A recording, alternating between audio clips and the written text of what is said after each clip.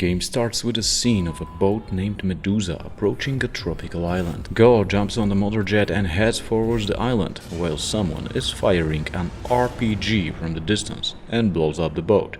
The guy that was left on the boat falls into the water. While in it, he has weird flashbacks like falling into a volcano or being surrounded by mutants and chased through the jungle until he jumps into the water and mercenaries who were firing guns at him throw a grenade into the sea and the explosion traps him in an underwater cave.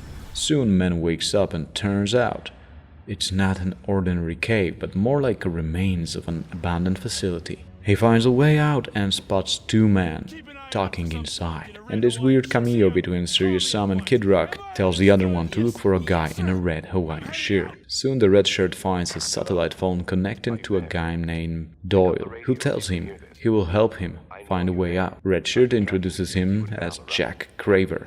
Jack finds a gun, and with Doyle's help, he gets out and finds some equipment in the nearby beach houses. Jack sneaks into a nearby mercenary camp and steals a vehicle. Doyle tells him there is an old carrier refueling station on the island left by the Japanese army during the World War, and Jack finds it and makes his way to the top of the ship. Doyle tells him to look for Val, so I guess she is the woman we saw in the intro. Jack finds only her camera and documents lying around. He informs Doyle that there is also a video file of a guy named Krieger. It shows a press conference convincing that this island is a perfect place for research. Jack overhears that they are taking Val to what they call the bunker.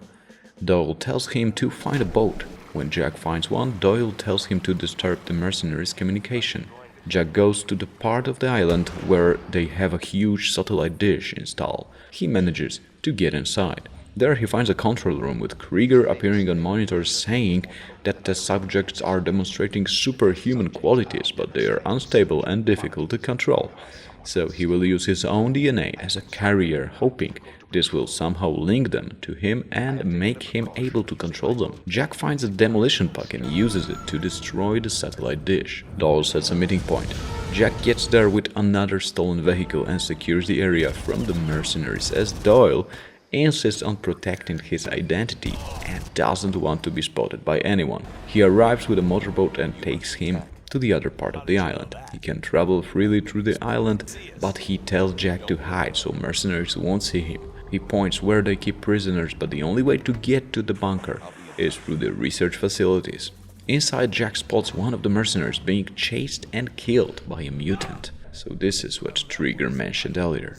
Doyle guides Jack to the research facility. On the way, Jack overhears some conversation proving that mercenaries are losing control over the subject of Krieger's experiments. And there's already a bloodbath going on in the upper levels. Soon Jack finds a Trident dead body. Doyle explains those are the subject of Krieger's search. He also tells Jack to find scientists because they will know where Val is kept. He tells them a scientist named Jerry Spatzig send a mayday. He's trapped in a room surrounded by Tridents. Jack reaches Jerry, but he's already dead. Good news, he gets his access card, and this guy is high level. Mercenaries send reinforcements to the facility, so Jack must get out of there quickly as he is now hunted by both humans and Tridents. He steals a jeep and gets to the bunker where they keep Val, but before he is able to get in, she is already being transported to a chopper. He quickly finds his way through the bunker and reaches the airport. When he reaches the chopper, he spots Valerie and tries to help her, but he is just a little too late and the machine is already in the air. Jack runs at it and manages to grab a wheel. He gets spotted, but Val kicks off one of the mercenaries.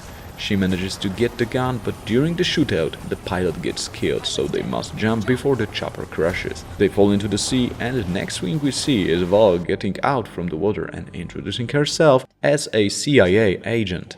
Jack didn't know that while he was giving her a boat ride, but Val tells she picked him on purpose as he is an ex-Special Forces. Then she explained that CIA has an undercover operative on the island, but they lost contact. Turns out it's Doyle. He tells Val to keep moving and release some Tridents from the cages to keep security busy. Jack sneaks and finds a regulator facility while Val breaks into Krieger's archives. Jack increases the pressure on pipe junctions. Then he reverses the main flow, making the regulator go kaboom.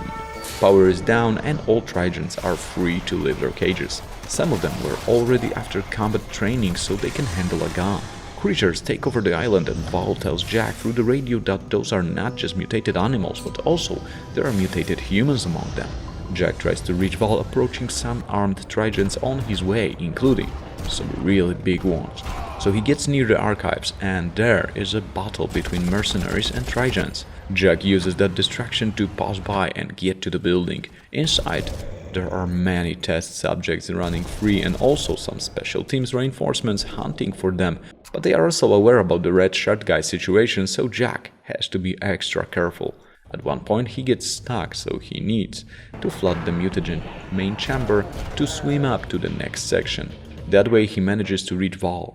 Doyle reports he tried to bring help from outside, but Krieger has set up an electromagnetic field blocking transmissions. It needs to be taken down.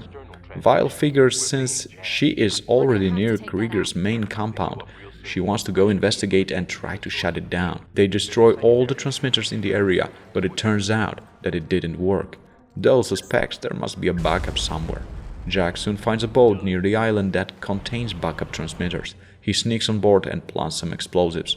Doyle reports that Kroll, you know the guy from the beginning that looks like Kid Rock mixed with Serious Sam. Jack uses an RPG to damage the machine, but Kroll manages to escape and Doyle tells Jack that there's no time right now to chase him down.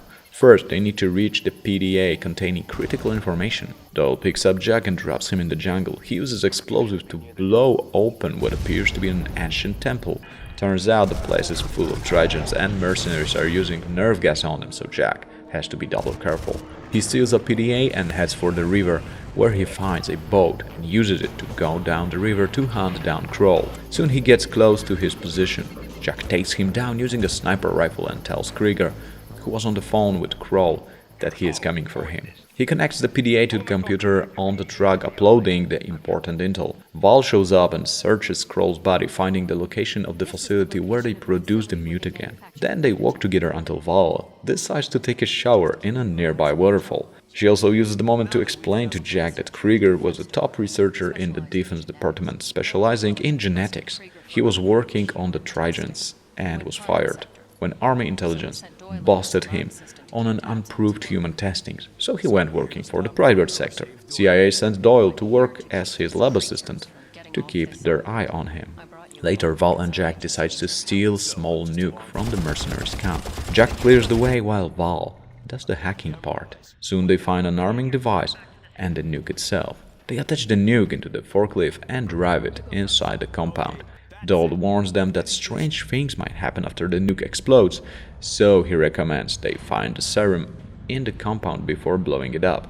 The serum should prevent them from being affected by the mutagen after the explosion. Vaal tells Jack to prepare the nuke and go after the serum. They put the forklift inside the facility and go down to the underground section, placing it at the core of this place. Then they go to the lab and find serum. Vaal gets a little paranoid, but she lets Jack inject her. Then both of them fight their way outside the lab right before it explodes. Jack passes away, and when he wakes up, he is on Krieger's chopper. Krieger shows him the island taken over by Trigens. One of his men kicks Jack off the chopper straight into the jungle. And God knows why, they drop him an M16. Now, why would they do that?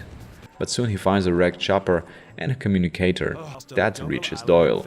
He guides Jack through the escape route, but the island is filled with Trigens. At one point, Jack spots that his arm is turning green. He tells Doyle what happened, and he says that the leak could have saturated the air with mutagen. Doyle tells him that the same thing happened to Krieger, and he has a solution for this, so Jack goes after him. He finds a way to Krieger's lab. Turns out Krieger is there along with Vaal. Krieger is already mutated enough to qualify for the next WrestleMania, and Vaal's skin also turns green. Krieger starts shooting at Jack, but since he gives absolutely zero fucks about aiming, Jack manages to hide, and the duel begins. Krieger gets defeated and Jack tries to find out where is the Krieger explains that he had no time to prepare the serum and dies, telling Jack to enjoy his last hour before he turns Trigent. Then Doyle appears as a hologram and turns out he's playing both sides. Well, actually, he's playing one side, his side. Now, since Jack killed Krieger, all the mutants treat as their father, they will hunt down Jack, while Doyle can just take the mutagen and sell it on the black market. Jack decides to go after Doyle before he leaves the island.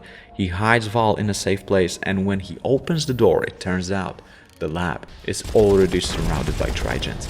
Jack manages to break through them and finds Doyle in the facility on the other side of the bridge. Defeated Doyle explained that he had no choice and blah blah something about working for those who are always watching. Jack just shoots him in the head and the whole place starts exploding as the volcano located on the island is erupting right now. Jack escapes and goes back to Val. He manages to get both of them on a boat and turns out he also found the serum. He injects Val and she gets back to her human form. When Val wakes up later, she spots some fails titled Project Far Cry. And that's how the game ends. When it comes to the first Far Cry, there are many versions of this game, so let's take a look, because there are some plot differences. Far Cry Classic is just a pure remake of the original with no changes to the plot, only mechanics and graphics. Far Cry Instincts is also a remake, but it gives some extra perspective on Jack Craver origin story. See, according to this game, Craver is a former service member of the US Navy who was dishonorably discharged following a number of illegal actions. Afterwards, he set up a shop in Manhattan and began supplying illegal weapons to basically everyone, until one of the gangs performed a hit using weapons supplied by Jack against Mafia. Consequently, a price was put on his head by the mob and he was forced to flee the United States and settle in Micronesia. Craver purchased a boat from a government auction and spent his time ferrying tourists and diving clubs around the islands. Eventually, a woman named Valerie Cortez shows up, offering a large sum of money if Jack took her to a remote archipelago known as Yakutan. And when they arrived at Yakutan, Cortez borrowed a water scooter from Jack and headed off her own. Unworried, Jack decided to take a nap until she returns. When he woke up, he spotted helicopters flying around his boat. They opened fire at him, destroying the boat and forcing him to take cover inside a nearby wrecked Japanese aircraft carrier. And from this point it's pretty much the same, with rescue mission, Doyle whispering softly to your ear and Dr. Krieger's experiments to create mutants, but while covering Cortez, Craver himself is captured by Crow on the orders of Dr. Krieger, who noted Craver's could be a good test subject. Craver is injected with the serum and is supposed to be transported to an observation area when he recovers prematurely and escapes, and discovers, to his shock, that he has new special abilities such as increased speed, night vision, and a violent attack. Later he finds Doyle and tries to remove that implant. And also this guy Crow, Dr. Krieger's right hand, has a bigger part in this plot, as at one point Jack discovers that Crow has taken Doyle and has unleashed the mutants in a plot to betray Krieger. Jack must fight through the middle of the war between Crow's mercenaries, the Pharaoh mutants, and an elite group of special forces under Krieger's personal command. While rescuing Doyle, Craver discovers that Crow has injected himself with a huge dose of serum, assuming the control of alpha creatures, which are the most powerful and intelligent mutants, with abilities similar to Jack's own, and Crow decided to take over Krieger's base. Jack follows him and he fights his way to Dr. Krieger's mansion on the top of an active volcano, where he battles and defeats the physically deformed Crow. Krieger, in a last-ditch effort to use the alphas against Jack, realizes they are now viewing Jack as their leader due to his victory over Crow. So the mutants turn on Dr. Krieger and kill him, viewing him as a threat to Jack. And that allows Jack to escape as the volcano erupts. Jack is able to retreat on a Black Hawk piloted by Cortez and Doyle, who promise to pay for a new boat to replace the destroyed one. Doyle also promises that they can do one better and slides a metal case to Jack, who opens it and laughs at the unseen contents as the helicopter flies away. And that's how Far Cry Instincts ends. There is also Far Cry Instincts Evolution, and it's a sequel. The story picks up a while after the Instincts. Jack is hired by a woman named Kate for an arms deal between pirates and the government in Micronesia. The deal is under attack by rebels led by a native chieftain named Semeru, who, along with elite warriors, exhibit the same feral abilities as Jack. The rebels murder the pirate leader and the Micronesian governor, but because Jack is an outsider found at the crime scene, Actually, he gets blamed for this attack. So after fleeing to a safe house with Kate, Jack is confronted by Doyle, who is there to investigate the rebel attacks and to do damage control after the governor's assassination destabilized the region. He offers Jack and Kate amnesty for the Micronesian government in exchange for their help in destroying a refinery under rebels' control. After successfully doing this, Doyle is wounded and Kate is captured by rebels. When Jack tries to rescue Doyle, he finds out that he was murdered by Semeru. Then he tries to enter a mountain temple, but Semeru shows up and throws him off that mountain, but Jack survives and again makes his way back to the temple. After reaching it, Semeru shows Jack that he is holding Kate hostage and orders his rebel guards to kill Jack. Jack, however, takes out Semeru's guards and branches the temple, but Semeru ambushes Jack and reveals that Kate had betrayed him. Semeru explained Kate offered him money from the deal, but Semeru agreed he would only release her if she helped to kill Jack. Kate then wounds Jack and neutralizes his feral abilities before Semeru attacks him. And still, even without his special abilities, Jack manages to defeat Semeru and kills him by impaling him on a broken bamboo shaft. Craver then confronts Kate, who pleads that there was no other way she could save her own life. Instead of killing her, however, Jack gives her back the deal money, saying, "Spare me the tears. There was a time when I would have done the same thing." It's just so human.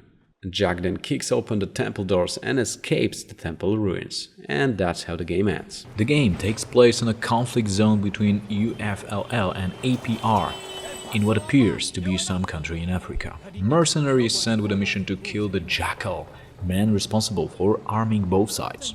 Driver takes him to Hotel Pala, and on the way we can feel the climate of a civil war going on. Before they reach the place, Mercenary feels some weird fever and passes out in a car. He wakes up in a room seeing someone going through his stuff. Turns out, it's the Jackal himself. He can kill the guy who was after him, but instead, he just tells him that since he failed his mission to kill him and end up with the malaria instead, he won't get paid, and since that's his only motivation as a mercenary, he doesn't have to worry anymore and he just leaves the room. Mercenary passes out and is waken up earlier by the noises of gunfiring. The place is already on fire, so he grabs what he can and escapes. He tries to fight his way through the streets to reach safety, but gets shot and falls. Luckily for him, someone picks him up. He wakes up and meets Quepo, who tells him since he killed some of his men back in the hotel, now he is working for him. He tells him he works for a local guy named Kuasi, who runs muscle for APR. He gives Mercenary a test mission to recover a hostage from a small UFLL camp nearby. Turns out it's a girl who recognizes he has malaria, and her name is Flora Gulyan, and later she points him to a man who might have pills for that. And later in the game, earning pills are like a side mission you need to do to stay sharp, so I'm not gonna get into that. But at this point, the pill guy tells him to go meet the priest if he's looking for malaria pills. And the priest's name is Ruben. He writes an article about the Jackal and he says soldiers confiscated his tapes with interviews. So he gives Mercenary the last tape and he shows it to priest and gets pills for malaria in return. Then he's introduced to Prosper Kuayasi. He tells him to assassinate the chief of police, and since he's a moving target riding in a motorcade, a mercenary picks up a spot on the road and waits for him. Also, Flora calls and wants to meet. She explains that the police chief's brother is hiding a ledger listing all the bribes taken from APR over the years and points where to find him. Mercenary finds him and steals the book. And that's how it works in this game with Flora and all the other friends you meet. They give you like alternative ways to finish a mission, but it doesn't affect the plot much. And in this case, Flora tells that the police chief will get scared when the bribe book will be stolen and he will hide in police station. And since his deputy hates him, when he is assassinated, he might give all the police weapons to UFLL, and Flora wants to ambush that convoy and destroy those weapons. She is right, and that's exactly what happens. Koyashi is impressed by that and he gives Mercenary another job. He is sent to blow up tank cars containing natural gas UFLL bought recently. So he goes to the railroad and takes out the natural gas with planted explosives. Then he sabotages the UFLL motor pool at the junkyard by destroying the compressor. Then the mercenary meets with Dr. Gakumba, the leader of UFLL, and does job for them. He destroys foreign commandos gear who were preparing to kidnap someone important, but UFFL doesn't want the outsiders to interfere in their war. Soon he is sent to free a hostage held by UFLL in the fishing camp. This guy introduces himself as Josip. Meanwhile, UFLL hires him to find King Yara's gold that is guarded by APR in the Oasis. Then he gets briefed that APR is providing security for some European agribusiness. The company messes with the local ecosystem and APR protects their farms in exchange for food. So the point is that nobody is saint in this world and both organizations are worth each other, so playing on both sides, earning money and respect is just how mercenaries work. Mercenary finds the irrigation pumps between two greenhouses and destroys them. Since APR could not secure the farm, their deal with the company falls apart. After that, Leon Gakumba, leader of UFLL, asks to eliminate Kuwayasi. Mercenary is informed that he is at the Goka Falls Lodge and he has only a few bodyguards there. He sneaks through the jungle and finds his way to Prosper Kuwayasi, and he kills him, because that's what mercenaries do. And actually, since he is working for both sides, he gets two similar missions and it depends on him whether he kills Kuwayasi or Gakumba, but it's just a symbolic choice and it doesn't affect the plot, so let's stick to the UFLL side for a minute. So after the assassination, it turns out it was a setup and he is ambushed by gunmen who try to kill him. Once the mercenary escapes the ambush in Goka Falls, he will get a call from Ruben Oluwagembi, who tells him to meet up with him at the lumber mill outside Pala. Ruben informs of a massive offensive taking place in Leboa Sako. Because of the assassination, the first target of the offensive is a mercenary himself, as well as all the other foreign mercenaries, including his buddies.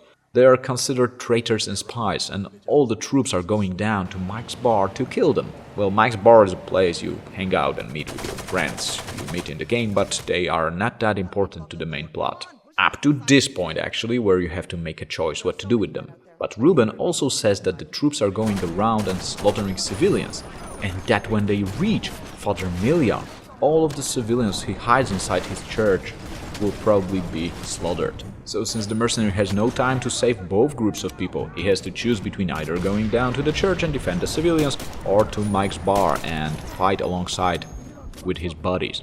Well, honestly, regardless the choice, the mercenary is eventually overwhelmed and gunned down in the fighting. He wakes up on the back of a truck filled with the dead bodies, and it drives to a massive grave in the desert. The mercenary rolls off the back and then attempts to seek shelter in the sandstorm. When he finds one, he faints and reawakens. And guess who's back? Yeah, the Jackal. He's taking care after his wounds, actually. The Jackal then tells the mercenary how the UFLL celebrations will be bloody and how they will kill whatever civilians they found. Man, woman, children, you name it, they'll kill it. He describes the whole situation as a cancer and how in order to cure the disease, every cell must be destroyed on both sides. Then he hears a truck pulling in and says farewell to the mercenary again. A faction leader, Nick Graves of the APR, walks in and is astonished that the mercenary is still alive. He talks how his faction is retreating down south to Bova Seco and says that since mercenary is at his mercy, he has to kill the leader of the rival faction. The mercenary drives down to the troop rally and sees the faction leader that betrayed him standing on top of a truck, giving a celebratory speech to his troops. He attacks them and manages to kill Gakumba and his men. Later, Nick Graves explains a false flag operation in order to reignite the conflict. Faction leaders realize that if they're higher up, Tambo-san negotiates a peace deal, they will not only lose their jobs, but also lose their lives, as they would be blamed as the culprits of the conflict. Graves sends mercenary on a mission to meet up with another mercenary on the island in the lake south of Port Saelo and help him to escort a barge of weapons that the Jackal had hidden away right into Port Saelo itself. Mercenary meets up with Frank Builders and they manage to reach the port despite being under heavy fire. While Frank docks the boat down at the marine, mercenary warns the doctor of the incoming bloodbath. Gunfire and explosions can start to be heard outside. While in the doctor's office, mercenary meets Narcine, who warns him to leave through the back entrance instead of the front. It becomes clear that the mission is successful as the ceasefire in Port Saleno has been broken and both factions are battling it out in the streets over the mysterious weapons shipment. Once Mercenary escapes the battle raging in the port, he gets a call from Frank Builders, who has been ambushed by enemy troops while docking the boat in the marina. Mercenary must help his buddy out, and then he is free to do as he wishes from here. So he continues to hunt for the Jackal by doing missions for both factions, and in return he gets some information about the Jackal. It's mainly blowing up and stealing stuff, nothing that will push the plot forward, so I'm not gonna explain every single one of them. But it's worth to mention though that at one point he assassinates Set Unia, who was training APR forces in bomb assembly and disposal. He also terminates their weapon broker Yabek. Soon the idea of a peace deal re-emerges among the factions, and Mercenary is sent by UFLL leader to deliver the message to Tambusa that he accepts his offer. In return, Tambusa gives him a big diamond. When the mercenary goes to retrieve the suitcase, he finds blood and bodies strewn about. And when he walks up to the room that the APR leader should be in, he finds him dead on the floor next to the diamond suitcase. The mercenary grabs the suitcase, but it's knocked to the floor by no one other than the Jackal himself. The Jackal tells him that he wants the war to continue, as peace would only allow the faction leaders to commit crimes against their people without being under the public eye. The Jackal then knocks Mercenary unconscious and walks off, leaving him to take the blame for all the mayhem he left behind. The Mercenary wakes up in an old slave outpost and hears his body gets attacked. He eventually breaks out of the cell after he spots a weakness on one of the walls and escapes the outpost. Nick Graves calls and tells to meet him. Nick have now become the leader of APR because Oliver Tambosa have died. Nick tells to go and kill the other faction leader to help their faction grow stronger. Nothing we haven't done before, right? And you better get prepared for this switching the leader stuff by killing the current ones from now on. So later Nick wants to meet in the Mosate Selao office after the mission is done. Mercenary goes after UFLL leader and fights his way inside his safe house, killing him eventually, of course. When he returns to the Mosate Selao office, instead of Nick, there is Arturo Cuiepo. Arturo tells to go to Sepoko and kill Nick and Walton so that he can become a leader. Told ya. Mercenary has to decide who he wants to kill between Nick and Arturo. If he kills Arturo, it will set off a ceasefire. Right after the mission is completed, Ruben Oluwagambi calls, telling the mercenary to meet him at the marina. But he also tells him to be careful, since, quote, one of your friends is here. When he arrives, the friend turns out to be Anto. Also, Ruben tells him that people like him might have something terrible done to them soon, and that he will call if he needs help. After this, Anto, inspired by recent house cleaning at the APR, wants to kill Voorhees, and that way he will take over the organization. Yes, changing the leader by killing the current one. Still going on.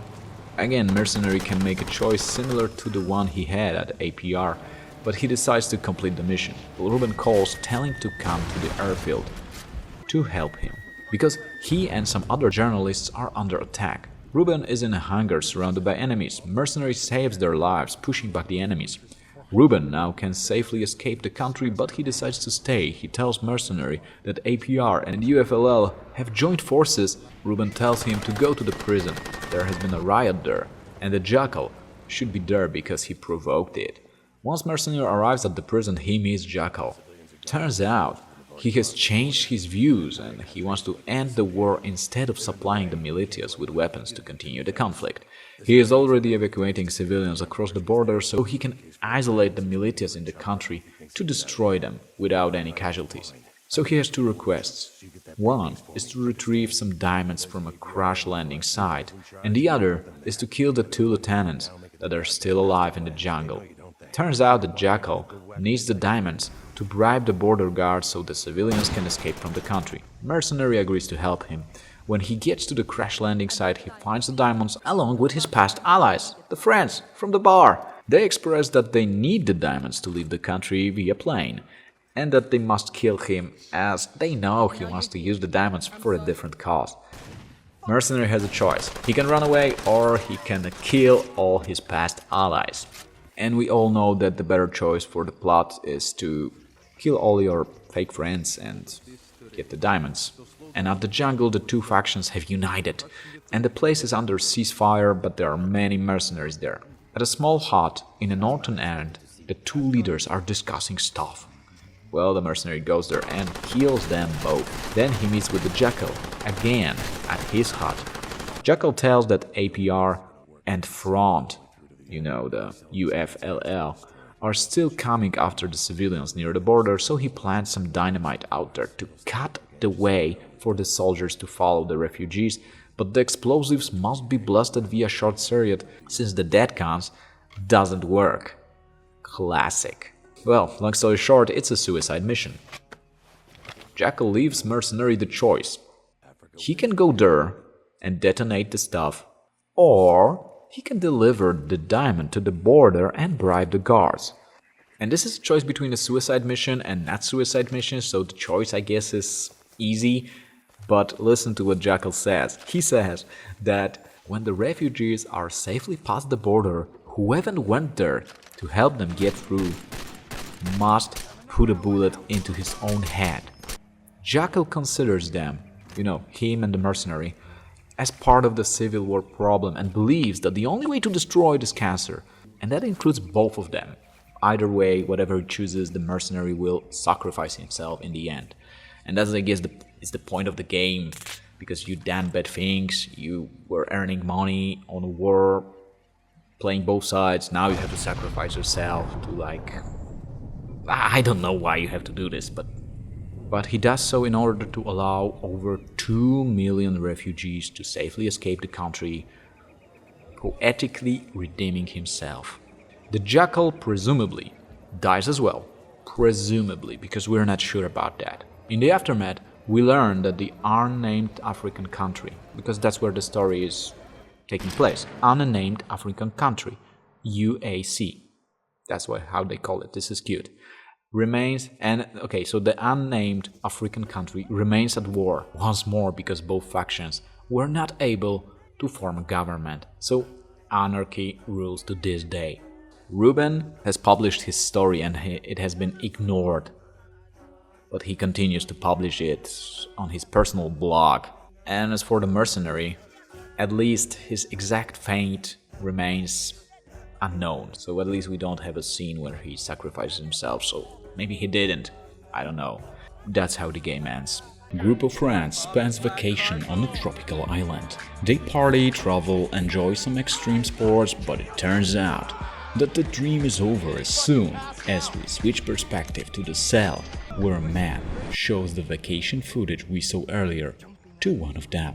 It's Grant and Jackson who are in captivity, and the guy tells them they look expensive, suggesting they will receive a ransom for them. Then he gets mad at Grant and threatens him, but calms down, and soon another guy tells him to stop scaring the hostages and take off the rejects. The Iroquois anger management issues guy is named Vaas. Soon, Grant manages to free his hands from the rope. He also unties his brother Jason, and the duo distracts the guard, and Grant knocks him down and opens the cell with his keys. They slowly sneak through the camp and manage to find an office where they grab their stuff and map. On the way, it turns out Grant is in the military, so he knows how to fight. At one point, they see Vaas executing 4 people because no one wanted to pay for them. Soon they manage to find an exit and carefully sneak under the guard's side into the jungle. Grant tells Jason they will find the others and get back home, but he gets shot down. Turns out it's Vaas. Jason tries to help his wounded brother, but he dies. Vaas tells Jason he respects their courage, so he will give him 30 seconds before he starts chasing him. Jason runs through the jungle, being chased by Vaas and his dogs. They even brought a chopper. At one point he almost gets caught, but manages to stop the enemy with his own knife. While trying to cross the river, he is approached by a chopper, and it shoots at him, breaking the bridge, and Jason falls into the water. Then we see someone grabbing his hand and pulling him out. Jason stays unconscious for a while, and when he wakes up, there is a man next to him. Jason doesn't feel safe and looks for something to defend himself, but the guy who threatens him with a machete is only joking. Actually, his name is Dennis, and he introduces Jason to a Manaki village. Turns out they are some kind of opposite faction to Vaas's pirates, and they are at war with them. Well, to be honest, they definitely have better parties and more hot chicks hanging around. Anyway, Jason buys a weapon and learns how life in the jungle works, hunting for skins, gathering herbs for medicine, and all that jazz, along with some basic combat skills. Soon a phone he stole from one of the pirates rings, and turns out pirates have one of his friends, Lisa. Dennis takes him to the outpost and they take it over, but turns out Lisa is not there and Jason overhears a radio conversation informing that she escapes to the west part of the island. Well, at least Jason earned himself some street credit. Dennis tells Jason Dr. Earnhardt has found one of his friends, so Jason goes to his house. Well, Doc looks like a total junkie, but he did found Daisy. She is ill because apparently while running away she cut her arm on one of the poisonous trees. Now she needs medicine to make antidote, so Jason goes to find some cave mushrooms. When he finds them, he quickly realizes they give a nice kick, and for a few moments this game turns into Max Payne. But Jason manages to get through those visions and bring the mushrooms to Earnhardt. Daisy is awake now and she tells that Doc saved her when she managed to escape from the convoy. Jason thanks Earnhardt and tells him about the other missing friends and asks him, can they have a little safe house here at his house? Earnhardt says no way, Vaas's boys come here regularly to buy drugs. But Jason says it's a good thing because that's why they won't suspect them here. Turns out that Doc tends to confuse Daisy with some woman named Agnes, and he changes his mind when she asks him personally. Jason is informed by Dennis that pirates use a satellite dish for communication located on the Medusa, a ship that has been beached nearby. Jason goes there and tries to listen to the signal.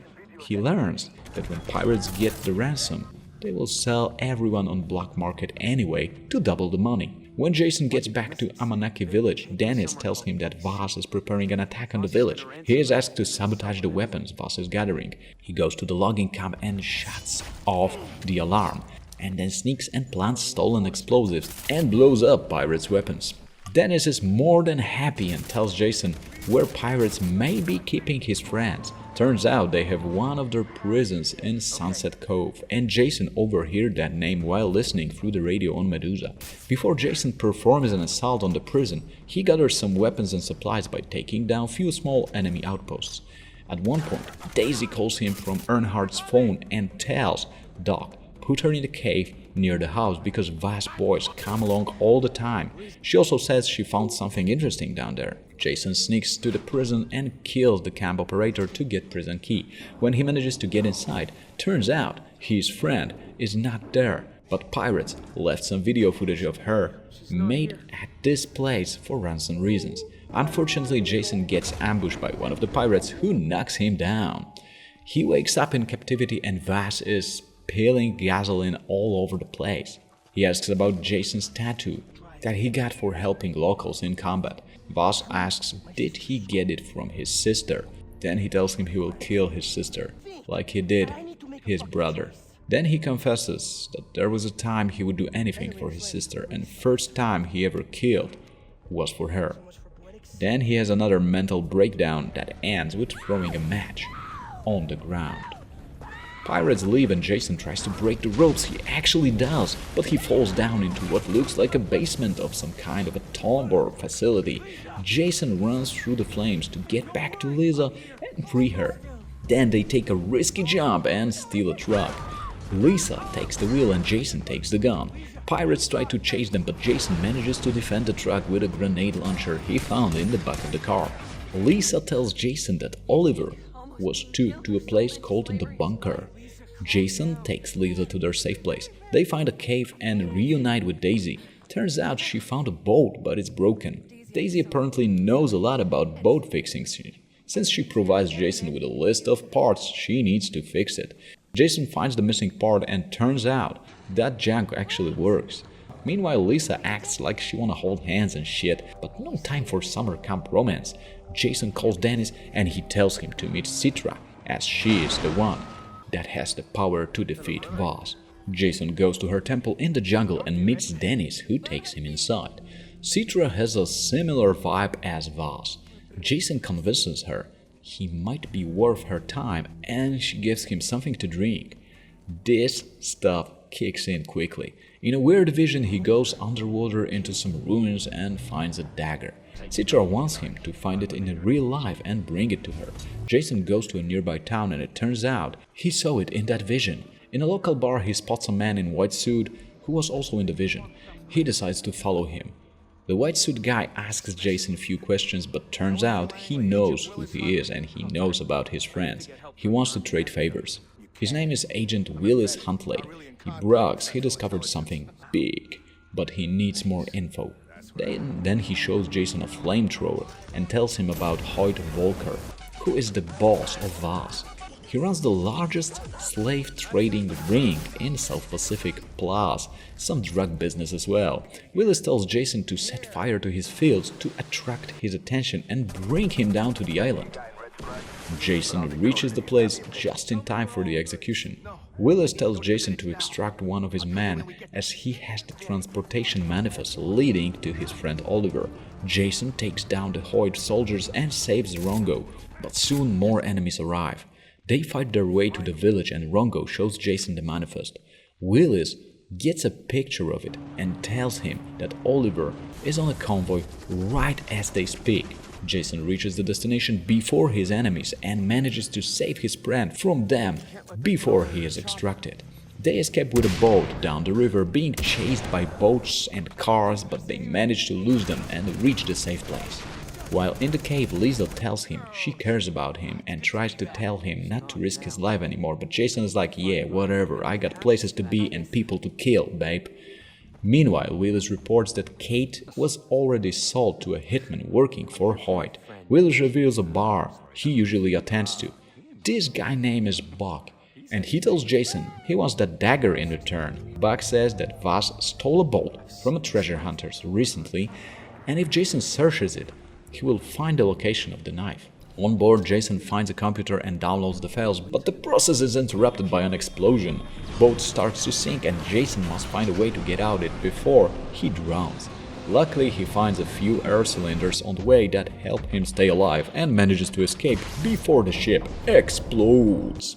He wakes up on the beach and Buck is already there. He asks if Jason has a compass that was on the boat. Jason has it, and now he has to use it to find the dagger. Turns out it's hidden in some Chinese ruins, but this place is filled with pirates. Jason finds a gate and gets inside. There he is for some serious uncharted shit. Climbing, pushing stuff to open a passage, avoiding traps, uncharted shit. But the sad part is, he didn't find the knife. Buck is mad, but Jason found a ring, and turns out it works with the compass, and it starts glowing. It points to the old mine. Jason explores it and goes really deep underground. There he finds another part of the compass. It points to Captain Lincoln's tomb. Jason dives there and finds the entrance. Somehow, there are dozens of pirates inside, but Jason explains to himself maybe Buck tipped them because wherever he goes looking for the treasure, Buck gets there first and gives him a little story about the treasure. Nothing special really, it's ancient Chinese gold that Captain tried to steal and hide from his admiral Zheng He on this island. Jason finds the tomb and takes the dagger from Kong's corpse. It triggers a system of traps and whole place starts collapsing, so Jason barely makes it out alive. Buck calls and tells Jason to meet him at his place. When Buck gets the dagger, he gives Jason a key to the basement where he keeps Keith. But soon it turns out that Buck actually plans to keep them both as prisoners. Jason fights him and manages to kill him with the dagger. Keith is really broken since Buck raped him and stuff. He tells Jason that Riley, his younger brother, is dead and asks him not to tell the rest about what Buck did to him. Jason gets really angry that Riley is dead. Lisa makes another move, but Jason gets pissed and runs away from the cave. He takes the knife and brings it to Citra. She takes it and tells the legend of a warrior who cut the head of a giant, and when it fell on the ground, it became this island. And the people on it are descendants of that warrior. True story. Then she tells Jason to free some of her men held by Vaas on a convoy. Dennis and the others help with the ambush. Everything goes well, but when Jason tries to free the prisoners from the truck, Vaas appears and knocks him down. When Jason wakes up, Vaas has him tied to a stone and throws him down into the water. Jason manages to free himself and follows Vaas to find out where he is taking captured warriors. Soon he finds a chopper and hijacks it, but it gets hit by a missile while they try to take off. Jason survives the crash and Vaas shows up again. This time, he just shoots him. But it turns out Jason is immortal, and soon he wakes up in a mass grave and has to squeeze through other bodies to reach the surface. When Vaas boys spot him, they actually think he came back from the dead and just escaped. Honestly, I don't blame them. Dennis shows up and he is also a bit surprised, but turns out there's a perfect explanation. Remember when Vaas tried to burn Jason alive? His lighter didn't work, so he put it in Jason's pocket and used matches instead. Well, turns out now it stopped the bullet and saved Jason's life. Anyways, that shit gives Jason a lot of street credit back in Citra's temple. She gives him another mixture, and this time Jason fights the giant from the legend and cuts his head. Damn, that's poetic. And when he wakes up, Citra is riding him like a bike. Wait, so does this mean that everyone who becomes a Rakyat gets to bank Citra in front of the rest? I'm a bit confused. Jason then gives a poetic motivational speech, and the quest to kill Vaas begins. Jason goes to his camp and looks for him, only to find out he took a home office that day. Vaas knew he was coming and set a trap. Jason barely makes it out alive, and Vaas sends everything he has left to hunt him down. But Jason the warrior now remembered, so he deals with the minions and looks for Vaas in his garage, just to get ambushed like a total amateur. Vaas stabs him with a poisoned dagger. That's weird because it looks like the Chinese one he has given to Citra earlier in exchange for sex and manpower. Jason has a vision of him fighting with Vaas and killing him many times until he stabs him with the dagger. When he wakes up, Citra tells him that Vaas is dead. She also explains how Hoyt took Vaas from her, and Jason promises to bring her Hoyt's head on the plate. Jason also tells her he is not going back with his friends, he wants to stay here with her on the island. Yeah, can't wait to see Lisa's face when she hears it. He also tells her about Willis, who is able to help him to get Hoyt. Then he leaves. He goes to his friends and tells them he stays on the island. Lisa has a meltdown and Daisy gets mad and tells Jason to leave them alone. Later, Willis calls him and tells he was assigned to another mission and he is leaving soon. He also can't help much on locating Hoyt, but tells Jason he had an agent at Hoyt's island once and he might still be alive. He helps Jason to get there by dropping him from a plane while on his way to Russia for his next mission. Willis also gives Jason the secret password, so this guy knows who sent him.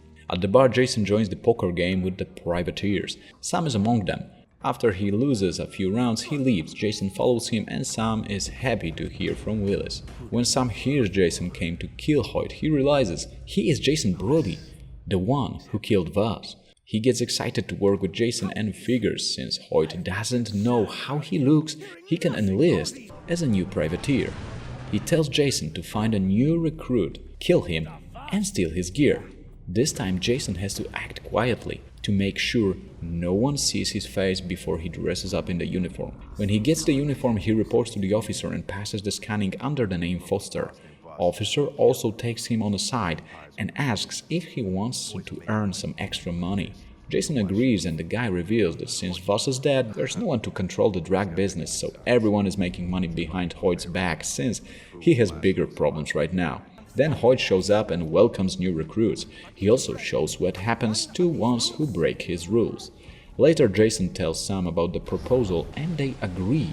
Killing those traitors would quickly earn Hoyt's trust. So Jason goes to the old temple and kills the traitors' captains. Then he meets Sam near the plantation where they disarm the bomb planted by pirates. After that, he goes to the old mining complex and interrupts a meeting on the bridge by firing an RPG missile. That makes pirates drop the roll sheet with the list of all the traitors and it falls into the water, so Jason picks it up. Sam arranges a meeting with Hoyt and introduces Jason, aka Foster, to him. Jason gives Hoyt the list and he is really impressed. Then he tries to be even bigger weirdo than Vaas. He blows up a boat with people on board held for ransom because the customer didn't want to negotiate outside country lines. He also brags a lot about his slave business. Then he tells Jason to go downstairs and torture Guy, informing that he will be watching on cameras. And turns out it's Riley, his younger brother. So Jason must interrogate Riley about Jason pretending to be Foster. And that has to look legit as Hoyt is watching. Damn, that plot is good. Sam manages to mess up the camera for a second, giving Jason time to explain. Actually, he wants to release his brother, but Sam tells that's a suicide, and for now they had to stick to their story and kill Hoyt the other way. Riley says it's okay and he will take the beating, so Jason beats him and tortures him. Hoyt is happy since Riley revealed that he is Jason's brother, and Jason gets an invitation to a poker night with his boss.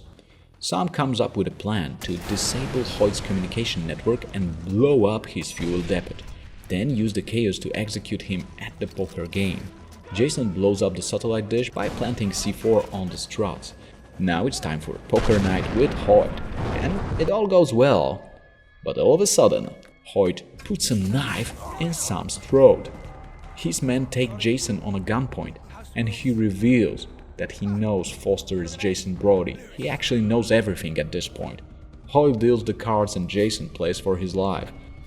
He gets lucky and wins, but he lost another round, and Hoyt tells him he'll take one finger every time he loses. And after Hoyt cuts off Jason's finger, he gets a vision similar to the one he had with Vaas, where he fights with Hoyt and kills him with a knife.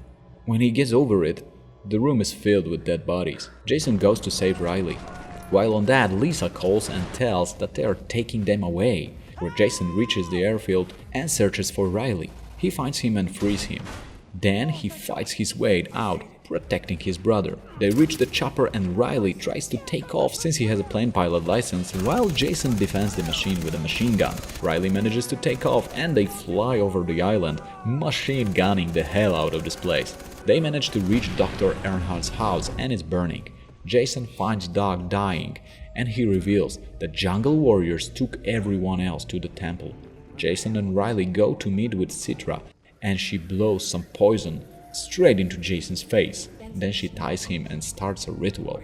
Well, this girl is clearly a bigger psycho than Lisa ever will be. And she is all about, I will free you from your past, Jason.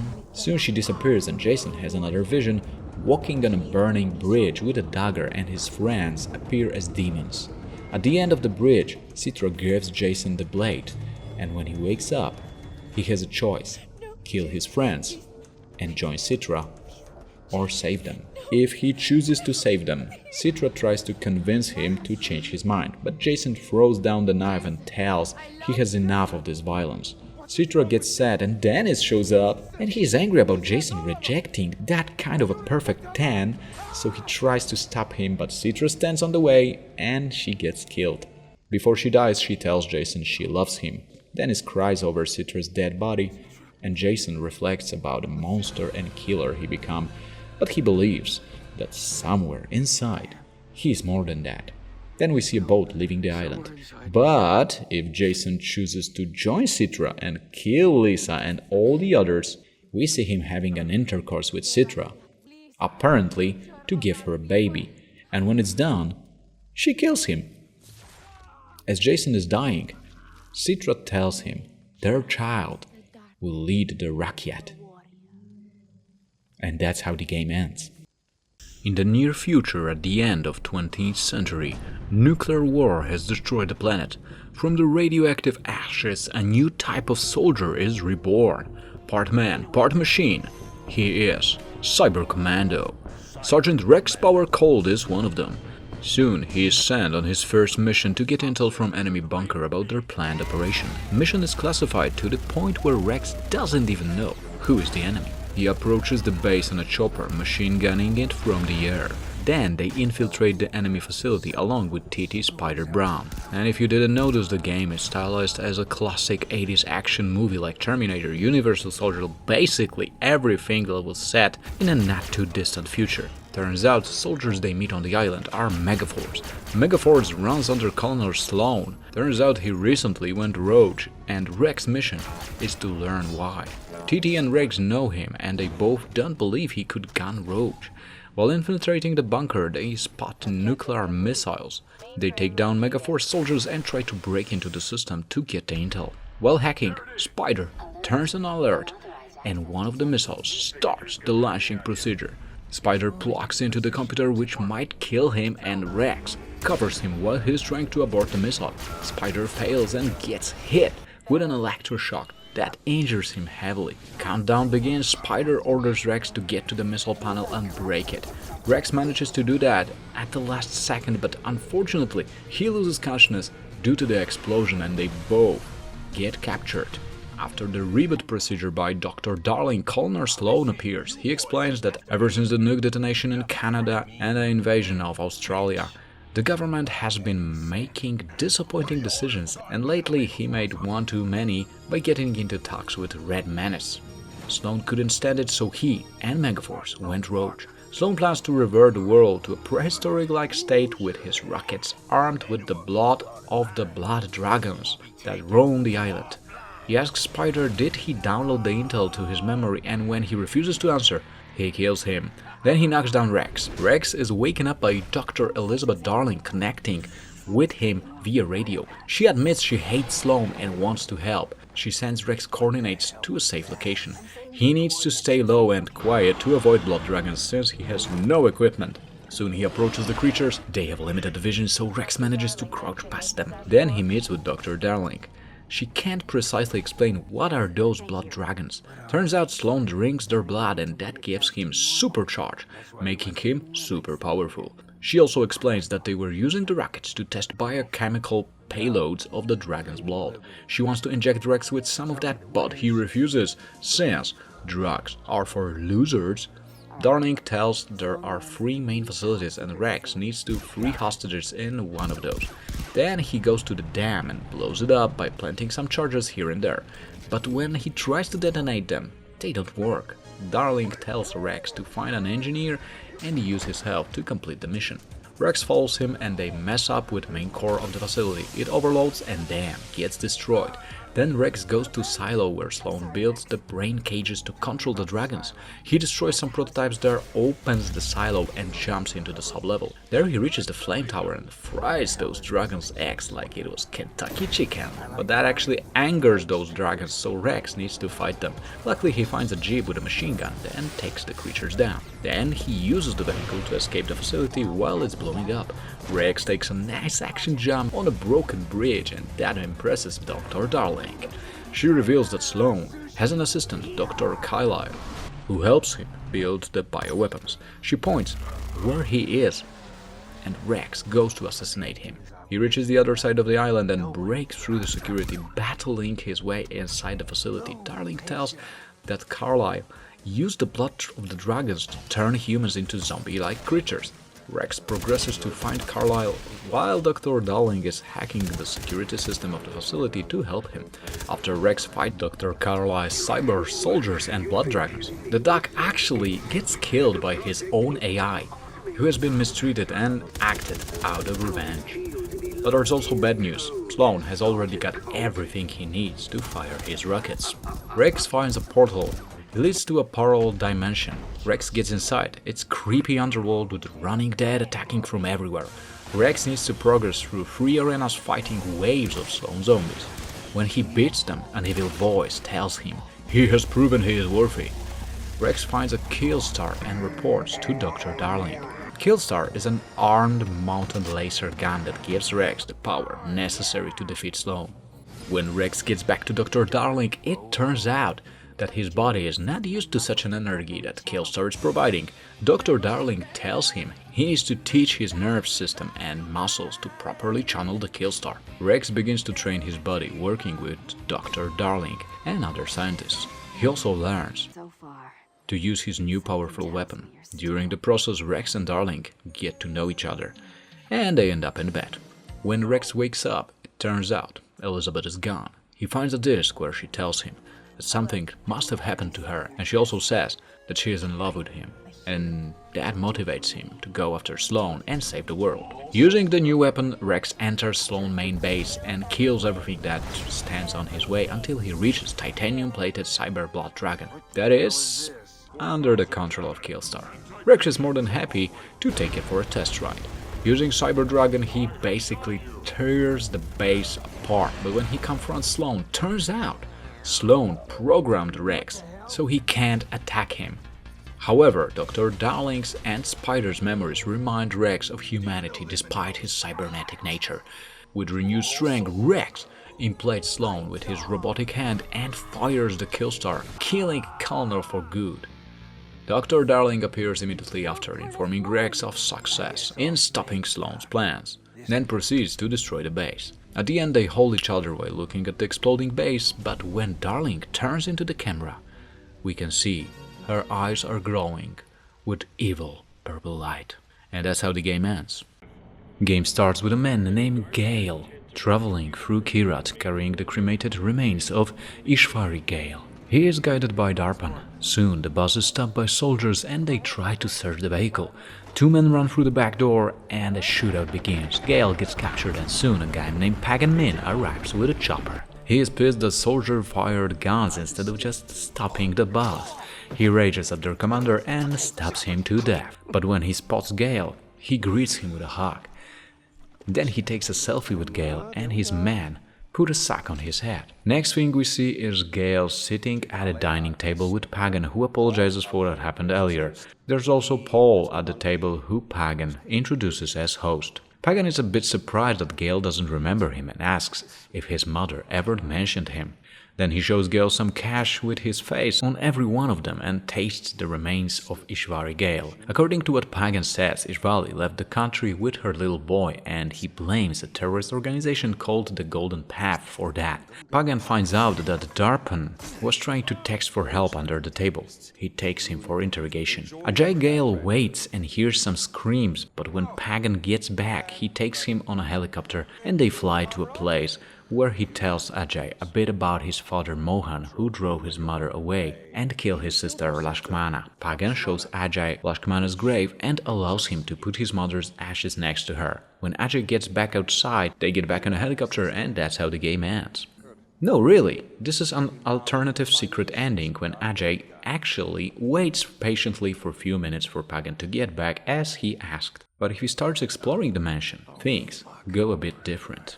So Ajay finds a basement where his nameless friend is tortured and soon he gets approached by Golden Path members led to Sabal. He says he knew his father Mohan and they come to rescue him.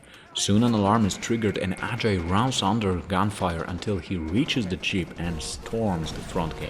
Ajay gets a gun and helps to defend the vehicle from Pagan's soldiers who chase them. At one point they are pushed from the road by another car. Ajay survives the crash, but the driver is dead.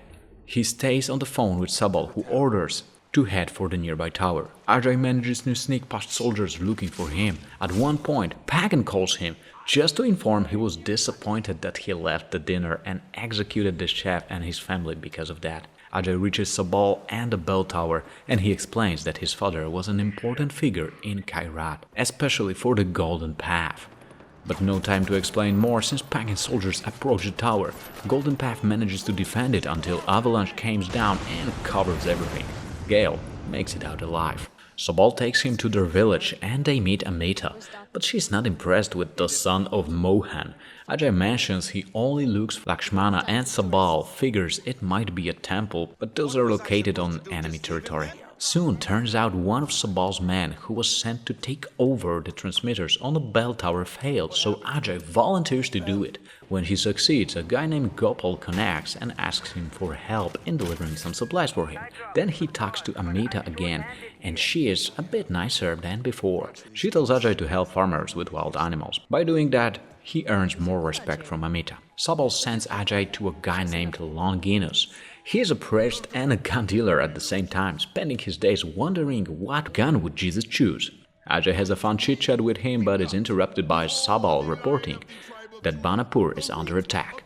Ajay quickly goes there and helps to defend the village. He also saves a girl named Badra from a burning building. Amita tells Sabal that the attack was a revenge for kidnapping Ajay from Pagan. Pagan's men also took a nearby outpost and some hostages. Sabal asks Ajay to rescue them, so he sneaks inside the camp and does the job. Sabal tells him that his father, who by the way created the Golden Path, would be proud. Ajay is still like, dude, I didn't came here to save the nation, I just wanted to hitchhike and post stories on Instagram. Amita explains that since Ajay rescued the hostages now, she needs to use her men to protect them instead of taking back the outpost. Ajay says it's okay, I will take back the outpost. Amita tells him that if he wants to commit a suicide, there are better ways to do that, but Ajay doesn't listen and actually takes the outpost back like it was a jacket in a cloakroom. Now Amita looks at Ajay like she wanna hold hands and shit, but at least she is more interested in helping Ajay to reach Lakshmana and bury those damn ashes. But she also says that Ishvari probably knew that when Ajay comes to Kyrat, he will deal with all this son of Mohan shit. She tells Ajay that if he stays and joins the Golden Path, she will help him fulfill his mother's dying wish. Whether it was to spread her ashes or maybe liberating the nation, who knows?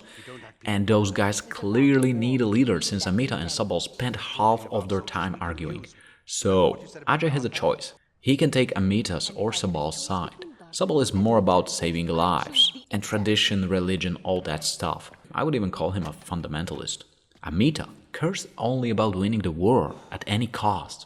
And those are the small choices that don't affect the storyline. But depending on which side Ajay chooses in a particular mission might affect his mission objectives, depending on Sabal's and Amita's priorities. But all in all, those are small details in a bigger picture, and there are 5 decisive missions in the game that, depending on what side is taken, affect on a different ending. Then Ajay meets Sherpa and they go to the Himalayan mountains because a chopper crashed there and Longinus asks to recover some stuff from the crash site. Bad news, Pagan's boys are also after the package. Good news, Ajay gets to ride a jet ski. It turns out that what Ajay thought would be some serious weapons shipment is just a lunchbox. What's in the box? Huge-ass diamonds. Longinus says the Golden Path doesn't need to worry about weapons deliveries, but Lepol is preparing a large shipment of opium at the local old tea factory. Sabal wants to burn the opium fields as he doesn't want to Kyrat become a drug state. Amita, however, asks Ajay to eliminate the military forces guarding the factory so that Golden Path can use the profits to finance the revolution. Drug money can pay for many vehicles, weapons, and fight against Pagan Min.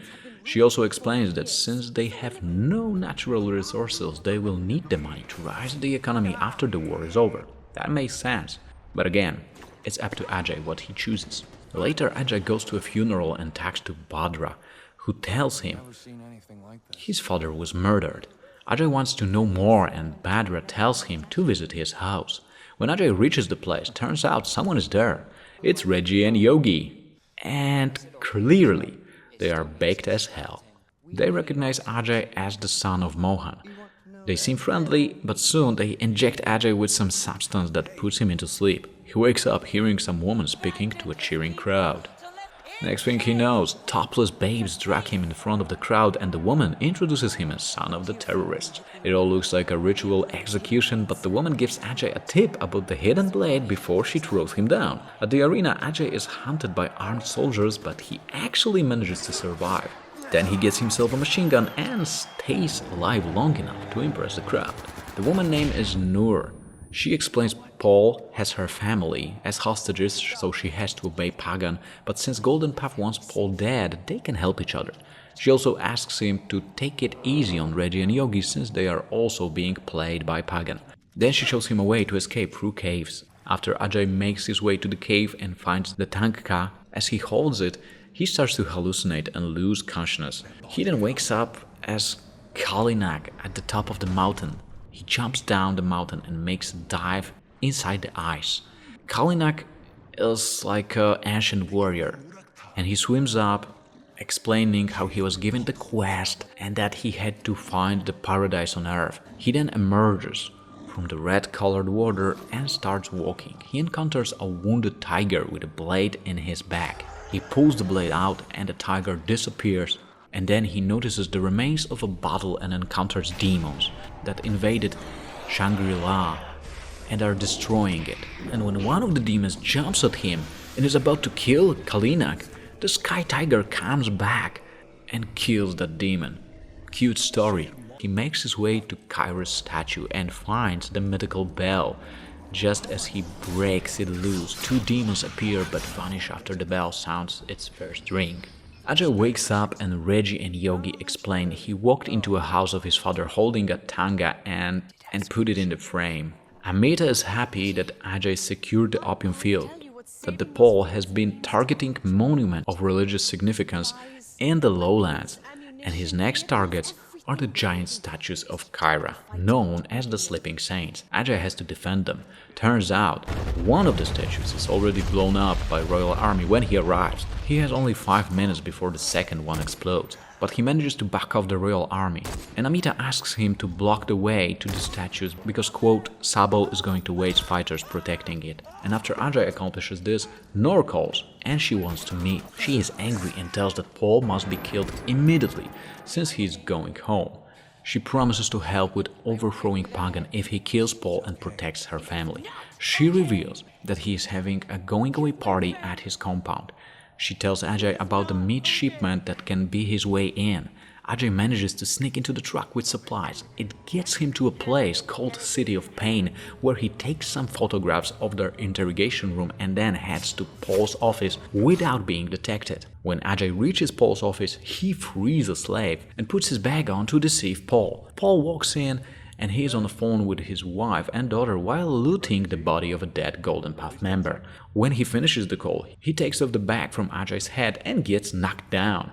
Ajay carries Paul to a nearby car and escapes with him. On the way, Paul reveals that Noor's family was killed a long time ago and he actually was the one who was writing letters that they are giving her as a proof of life of her daughter. Ajay gives Paul to the Golden Path and they take care of him. Later, Amita confesses it's not easy for her to be the first woman in Golden Path and a voice of reason in opposition to Sabal's idealistic view of life. Then she tells Ajay about the brick factory that serves as a processing station for the opium that came from the tea plantations. Sabal wants to destroy it, but Amita wants to take it over. Depending on Ajay's choice, he would rather have to secure the factory by killing the guards or plant the bombs and blow it up. When Ajay returns from that mission, Amita and Sabal are arguing about their visions. They tell Ajay to go to the Sanatach arena and kill Noor. Ajay tried to explain that she was only trying to protect her family, but killing her is the one thing both Amita and Sabal agree on. Ajay leaves, telling them he will decide what to do with her. Noor actually was a doctor who came to Kyrat on an aid mission early in the times of Pagan's regime. She wrote a report on human rights. Pagan got mad and he decided to invite her back to show her the improvements and told her to bring her family along. When she came back, Pagan took her family as hostages and forced her to run parts of his empire. When Ajay reaches her place, she actually is giving one of her propaganda speeches. Since the crowd blocks the entrance he plans to use, he must do some crawling to find the alternative. That way he reaches the arena control center and releases some wild animals to create a chaos element. And those cats handle Royal Army members quite smoothly. Then he goes after Noor. Once he reaches her, he chooses to spare her life, but she asks about her family and Ajay reveals that they are dead.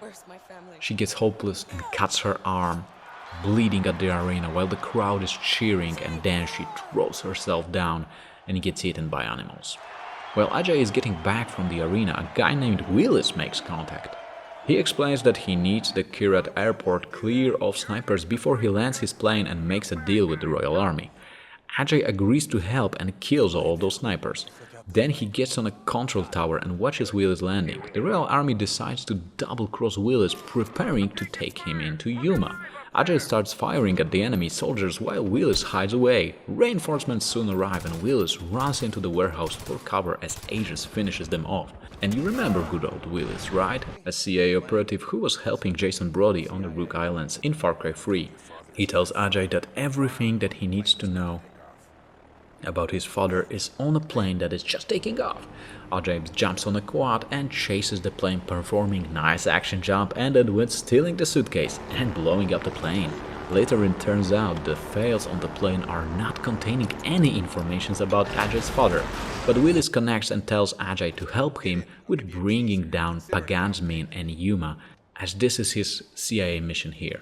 He reveals that he recruited Mohan back in the day while he was still working for Pagan. Then he flies him to Yuma, explaining how Pagan's half-sister and a second-in-command is the one that all paths lead to. She came to Kyrat from Hong Kong and is connected to triads. Then Willis tells Ajay to kill few of the Yuma's lieutenants. In exchange, he shares some intel about his parents. Turns out that Ajay's mother, Ishwari, was sent by Mohan to spy on Pagan, but they actually fell in love with each other. When Mohan threatened Ishwari's life because she wanted to leave everything, she killed Mohan instead. After killing the lieutenants, Ajay gets on a plane and Willis tells him that the Yuma's lieutenants he's been killing are actually undercover CIA agents that were killed in order to hide the involvement of CIA in Kyrat. CIA doesn't consider Kyrat a threat to USA anymore, so they are ending their operation in that region. And with that, he grabs him, opens the door, and says that every patriot he knew was a son of a bitch, and throws Ajay out of the plane, leaving him hurt in the snow. Then one of the Yuma guards knocks him and carries him to the Durgesh prison. When Ajay wakes up, he hears the voice of Pagan. His sister, half-sister, is also there. He has Ajay locked on a cliff. And after Pagan leaves, guard puts him into sleep with a drug that gives him a weird vision of Yuma Low. Ajay is climbing rocks trying to find a way out while being chased by demonic visions. Yuma's voice he hears in his head mentions about Pagan being in love with Ishwari. Eventually, he finds a hook and a rope and uses it to swing down, but he falls down the rocks and lands in the middle of the prison, and his only chance is to sneak out, avoid being spotted by the guards. He manages to escape but walks into a snow and briefly sees a creature similar to Yeti on the horizon before passing out. But lucky for Ajay, he was found by the Golden Path members before he frozen to death. Not much time to recover though, since Amita sends him to hijack a fuel truck and destroy the iron door blocking the path to northern Kyrat. Before Ajay reaches the place, Sabal calls and gives him an alternative plan to complete the task, but the mission does not affect the plot since both Amita and Sabal are on the same page about opening a passage. Ajay reaches the town of Utkarsh to speak with the local Golden Path members. Once there, civilians let him to a basement and show him their weapons, telling they are ready to fight. While Ajay is downstairs, Pagan Min enters the house and speaks with the other two civilians. And he totally performs a Hans Landa shit from Inglourious Bastards. Scene ends with Pagan ordering to kill the civilians. Ajay decides to leave the basement and go after him, as this might be a great chance to kill Pagan. He flees outside, and after gunning down a couple soldiers, he flies a buzzer to pursue Pagan Min. He actually catches him and manages to kill him. But few seconds later, he gets a call from the real Pagan, who tells him that it was just his stunt double Eric, who now is dead and it's gonna be hard to find a replacement. Then Pagan broadcasts a speech informing citizens he is alive. He also informs that Noor and Paul decided to move on and leave the organization, and reveals his half-sister Yuma's location, actually challenging anyone who wants to kill her. Golden Path decides to take that challenge, and Ajay goes to the Svargiya mine. After reaching the mine and exploring inside, he reaches a table with a note on it.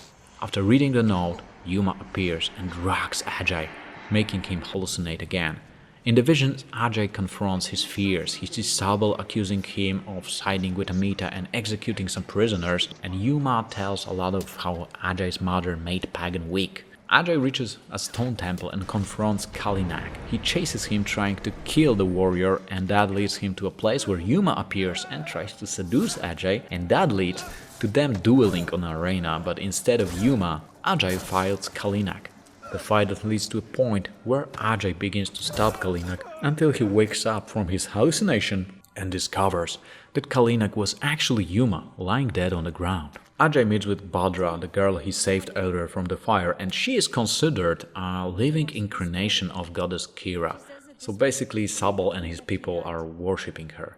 She tells Ajay that whoever secures the Yalandu temple will rule the Golden Path. Amita wants to destroy the temple and secure the valuable artifacts within to found the rebellion, while Sabal wants to secure the place and crown Bhadra as the Tarun Matara. Depending on Ajay's choice, whether to destroy or prevent a sacred place. He will give his vote of support to the future leader of the Golden Path, and this will affect on the ending of the game. And a tension between two Golden Path leaders rises to the point where Ajay must kill the one that is in the opposition to the path he chose on previous missions. In the end, when he catches the leader, he can actually decide to kill or let them go. If Ajay is about to kill Amita, he gets coordinates to find her. She is surprised that Sabal sent Ajay to kill her and how he follows all the orders.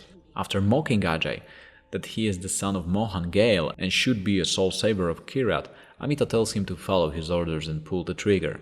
If Ajay decides to spare Amita, she picks up the folder and walks away in anger, telling Ajay that while he is sparing her, he is killing Kyrat.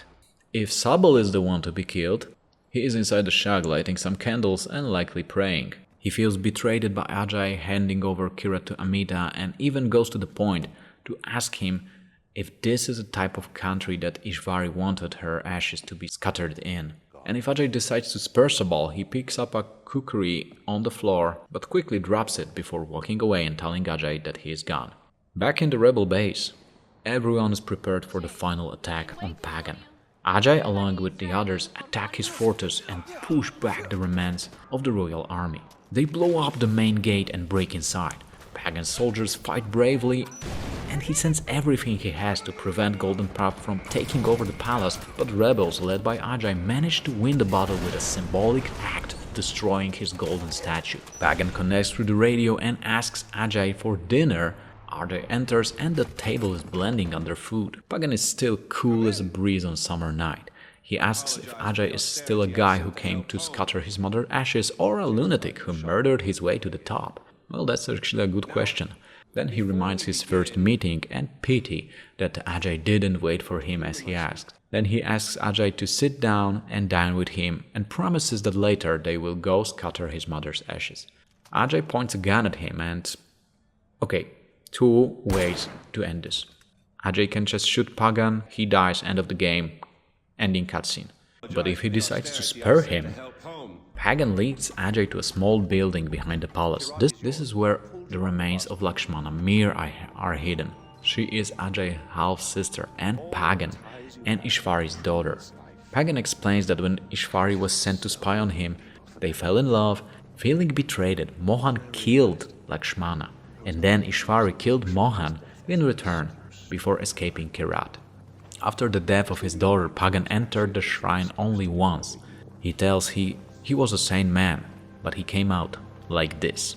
Ajay leaves his mother's ashes inside and exits to see Pagan on his helicopter, saying that Kyrat is Ajay's, but he is taking the chopper. Pagan flies away.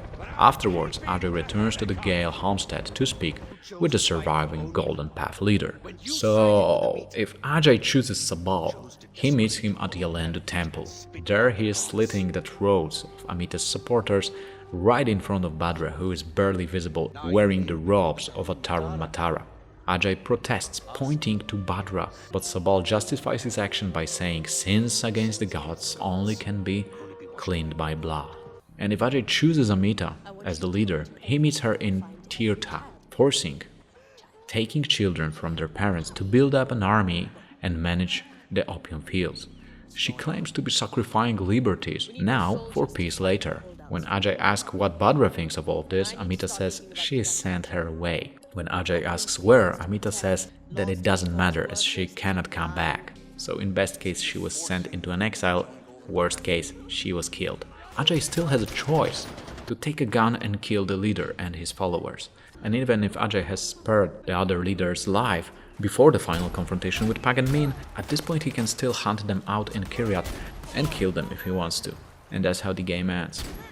Let's get back a few years before Christ was born. Let's say 10,000 years before that. In Central Europe, an early civilization is rising with first humans living in caves and spending days hunting for food and drawing comics on stones. Vinja is the tribe that found and settled on the land of Oros, but their peaceful existence is threatened by the flesh-eating warriors of the Udam tribe and Izira, who like to burn stuff. Hekar is one of the Wenjans. We meet him when he is hunting with his followers for a mammoth. He follows Delso, who leads the hunt. They approach the animal and attack with fire arrow spears. They take down the mammoth, but they get attacked by Bloodfang Sabertooth, who kills everyone but Tekar and Dalso. They fall down into the pit. Tekar is okay, but Dalso is badly wounded. Before he dies, he tells Tekar to find the land of Oros and lost Vinja brothers. Tekar crafts himself a bone and hunts some goats to gather food and survive. Later, he finds a cave and follows the path of Vinja tracks. He reaches a woman who is apparently feasting over dead bodies. She tries to scare Tekar off, but she gets attacked by a saber-tooth. Tekar manages to scare it off with a fire, and they find a way to safety. That way, Tekar discovers the land of Oros. Woman recognizes that Tekar has some marks of Vinja tribe and introduces herself as Scylla. She explains she went to the tiger's cave because she needed Udam people's ears. Then she offers Tekar food and shelter. In her apartment, she has a nice painting of Ul, Udam leader. She tells he killed many Vinja, and now they are divided and have no home in Oros. Tekar discovers she has a deep wound, so he decides to go around and look for the green leaves that apparently are the aspirin of those times. He discovers that Udam people are controlling the area and he has to watch out when he approaches their warriors. When he brings back the leaves, Scylla tells him to put it on her wounds. She tells him to go and look for Vinja cousins and bring them to cave. Soon Tekar finds Tensai. He's a spirited dude and forces Tekar to split his blood and then drink a mixture of it. That gives Tekar a vision in which he meets an owl that leads him through the forest, and by following it, he gains his loyalty and the owl will serve him as a prehistoric spotting device.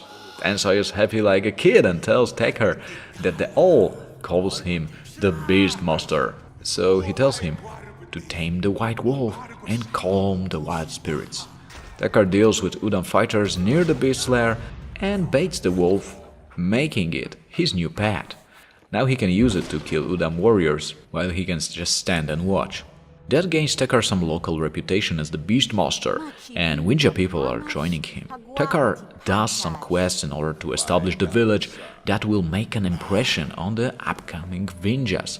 But the growing population of the village attracts the Udam attention. Soon Scylla shares her concern about the upcoming attack, but she believes that Tekar will lead his people to victory and gives him a club she found on one of the Udam's warriors' dead bodies. Next morning, Ul and the Udam warriors show up. He tells Tekar that this is not their place and orders his men to attack the village. Vinja defend bravely and Tekar uses his beast to turn over the battle. He manages to protect the entrance to the cave and pushes back Udam.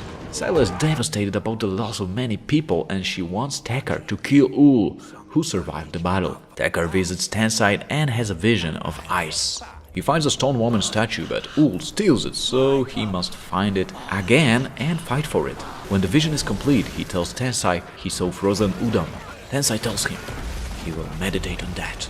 Later, Tekar meets the Hasari tribe and accidentally scare away the bear they were hunting for like 2 days. Tekar tells them it's pathetic and he decides to show them how it's done. But they are not impressed since they think the bear was already tired and easy to hunt down. Anyway, they become his new allies. Then Tekar accidentally falls into a hole and a guy shows up and urinates on him, laughing and talking trash. And he says Tekar can't be Vinja since he is the last one. Tekar is mad as hell and he finds a way out and tracks the weirdo. He tells him that there are actually many more Vinja and the weirdo shows him a blood of Oros, which is a great material to make a weapon. Tekar orders him to join the village and decides to find more blood of Oros. He also meets Karush and helps him to fight with the Udam boys. Looks like they have had mutual enemies since Udam took his eye, but most importantly, killed his son. He blames the guy named Mog and he wants him dead. He looks like a fellow you may want to have on your side while battling Udam, so Tekar recruits him and he promises to help training Vinja's warriors in combat. Back in the village, Tekar finds out that his hunters were attacked by Izila, and one manages to run away while the others are captivated. Tekar goes on a quest to find them and set them free. When he sneaks on Izila, he sees that they are killing both Udam and Vinja. Their leader Batari finds Vinja useful while Udam are killed straight away. Tekar sneaks further and manages to free his men, and they battle Izila and burn down their camp. While they're leaving, Tekar is taken by surprise by one of the Izila's warriors and gets captured. Batari shows up and she knows he is the Beastmaster. Actually, she's kinda impressed and offers Tekar a job as her servant, but when he refuses, she gets mad and throws him into the burning hole. Tekar manages to escape and gets back to the village. Tensai is impressed and tells Tekar that Batari makes Winja build her temple in marshlands and predict that soon he will face her again. But Winja still has to gain power to confront their superiors. Tekar goes to hunt for Bloodfang Sabertooth to get more street credit in the village. It's not a walk in the park, but he again proves to be the Beastmaster as he deals with the Sabertooth, but also a pack of Snowblood Wolves, Great Bear, and the Blood-Tusked Mammoth. Meanwhile, Winja grows stronger and stronger. Soon, Tensai decides it's time. Tekar has another vision. In this vision of fire, he approaches a group of Izila with Batari and Mask of Krati. Batari tells him to touch it, and he is teleported to a valley under fire where he confronts Izila, but has abilities to use fire against them. He reaches and destroys standing stones and then breaks the moon by shooting fire arrows towards it. When he wakes up from the vision, he spots Tensai having a nightmare. He says he saw the end of Sunwalkers, and tells Tekar to leave for now. Scylla encourages Tekar to kill Ul, because that's the most important thing for her right now. But his home is actually protected by deadly poison, so Scylla tells him to go to Udam's territory and find a root bane. Tekar searches the North Canyons and finds the bane, but when he approaches it, it explodes, and while Tekar chokes, he is approached by Udam, led by Ul himself. He gets knocked down and captured. When he wakes up, he sees Ul and his young daughter. He threatens to kill him and destroy Winja. When Ul leaves Tekar in captivity, he manages to free himself and finds his gear and head away to escape. Scylla uses the leaf to make him resist the poison and be able to hunt for Ul. Tensai shows Tekar that he doesn't feel pain while putting his hand in fire. Cool trick, and he reveals he learned that when he was a slave to Batari, as she was burning his body all the time. She says that Krati is her weak point. She loves her, hates her, and fears her at the same time. He tells Tekar that Krati's mask is hidden in a walker tomb, and he's ready to go and find it. And you know what? He was right. Tekar finds the temple and the mask of Krati, but he is attacked by Batari. She shoots him in the leg and takes the mask back. She takes a knife to finish him, but Tekar is faster and stops her in the neck. He steals the mask and escapes the tomb. Tensai is excited as hell to put his hands on that mask, and he tells Beastmaster to wear it, but also points out that Tekar needs the power of large beasts to attack Batari's temple. When Tekar infiltrates the camp of Izila, he captures a commander named Roshani and spares his life in exchange for Izila firebombs. In a similar story, he also catches Udam commander Dag, who gives him a know-how about the Berserker bombs. An angry Scylla later confronts him and informs that Dag is about to be publicly executed by the other Vinjas. Tekar puts a stop on these proceedings, then disciplines the tribe for performing an execution without his permission, allowing a grateful Dag to leave in exchange for his help. Roshani also hints Tekar about some seeds that give Izila more strength. But when Beastmaster is away to find them, it turns out Izila kidnapped some Winjas men, and now Roshani is in panic that they spotted him in the village and will camp for him too. Tekar goes on a rescue mission before Izila will sacrifice them to their god Suxli, aka Sun. When he deals with that, he burns their camp to scare them away from the village. Time for Tekar to go after Ul. He crosses through the Udam canyons and reaches his cave. It's huge. He tries to find Ul, killing many Udams underway until he reaches him and attacks him and his guards. The battle is hard and exhausting, but with help of his beasts, Tekar manages to knock down Ul. Then they hear his baby crying and Ul goes to find it and hugs it, telling Tekar that now he dies, but the child is coming with him. But as he tries to kill the baby, his daughter distracts him, and when he spots her, he drops the weapon. He reveals that Udam suffers from sickness and epidemic. He gives his child to Tekar, asking him to protect it. Then he passes away. Tekar is welcomed as a hero in his village. Sila is a bit disappointed that instead of bringing her wool's ears, he brought his babies, but she accepts this decision, respecting what he did for the tribe in a bigger picture. Dag is also impressed, but it's clear that he also struggles with illness. He calls it skullfire and he knows it will soon kill him, so he asks Tekar for an honorable death. So Tekar stabs him with a knife and lets him walk free, as they call it. But Tekar still has to deal with Batari and her people. He heads down south, and the only way to get through the gate is to ride a mammoth and smash it. This way Tekar gets to the Izila homeland. There are a lot of Winja people kept as slaves around here, so Tekar explores the neighborhood, liberating them to gather himself a little army before he strikes on Batari's people. The temple itself is surrounded by many Batari's warriors as well as predators. When Tekar reaches the temple, he meets Winja warriors and they prepare a strategy to storm the temple gates. Tekar holds all the guards while his people take down the entrance with a prehistoric war machine. That's impressive. Tekar puts the mask of Krati, and that scares away all the Izila people, including their warriors. He reaches the cave and enters the altar of Suxli. Batari attacks him there and breaks the mask, and the sun eclipse that can be spotted in the background. Not only does the whole scene look much like the vision, but also Batari is a bit scared that Tekar brought it. She distracts him and escapes. She soon attacks with help of her warriors, and Tekar needs to fight them all at the same time. Those men are Batari's elite, and he is quite outnumbered, but he manages to struggle through them and wound Batari to a point where she stops attacking from above and decides to confront him in combat. Tekar takes advantage of that and defeats her. She prays to Suxli to help her, but Tekar puts her in fire and burns her alive, proving he is not even impressed with flames touching him anymore. Back in the village, everyone is happy with the return of the Beastmaster, who made Winja great again. Tensai tells him to drink from the skull, and that kicks in pretty strong. When Tekar wakes up, he gets back to village and tells Roshani he can go back to his tribe if he wants, but he actually decides to stay with Winjas.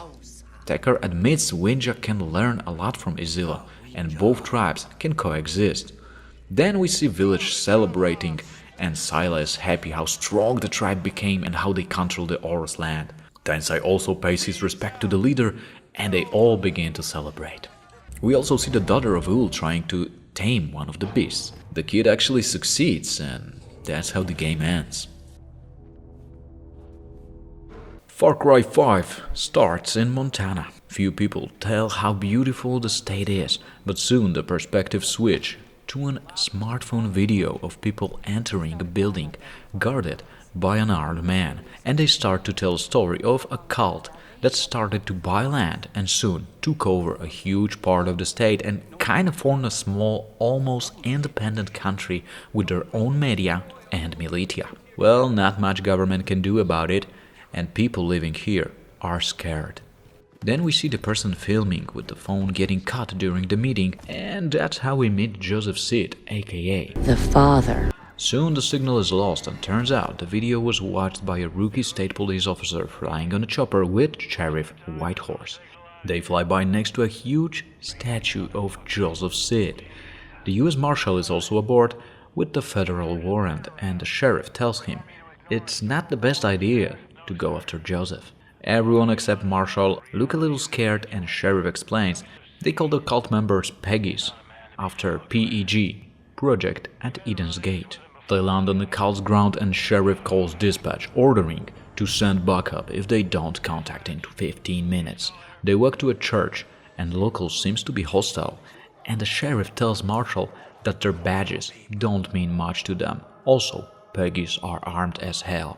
So Sheriff Rookie and Marshall enter the church, and Sid at this moment is telling his people about those from the outside who will try to come and take their freedom. Marshall shows Sid the warrant for his arrest under the suspicion of kidnapping. His guards block the way and the crowd becomes nervous. Sid tells his men to leave the church, telling he knew this day would come and that God won't let them take him. So he lets Rookie handcuff him, but Deputy is afraid it will cause his men to attack them, and turns out Sheriff decides to calmly remove himself and his people from the scene. Well, Marshall is pissed, and he tries to comprehend why a lawman is ignoring the law, but Sheriff Whitehorse simply decides to leave the seeds be.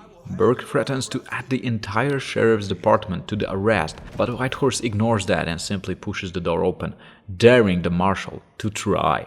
And that's how the game ends. In a secret way, because it's Far Cry, remember?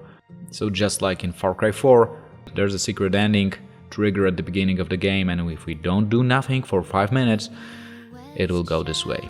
But let's stick to the main plot, because that's why we're here. So Rookie handcuffs Sid. By the way, he's just Rookie. He doesn't have a name. He's gonna be Rookie for the entire time.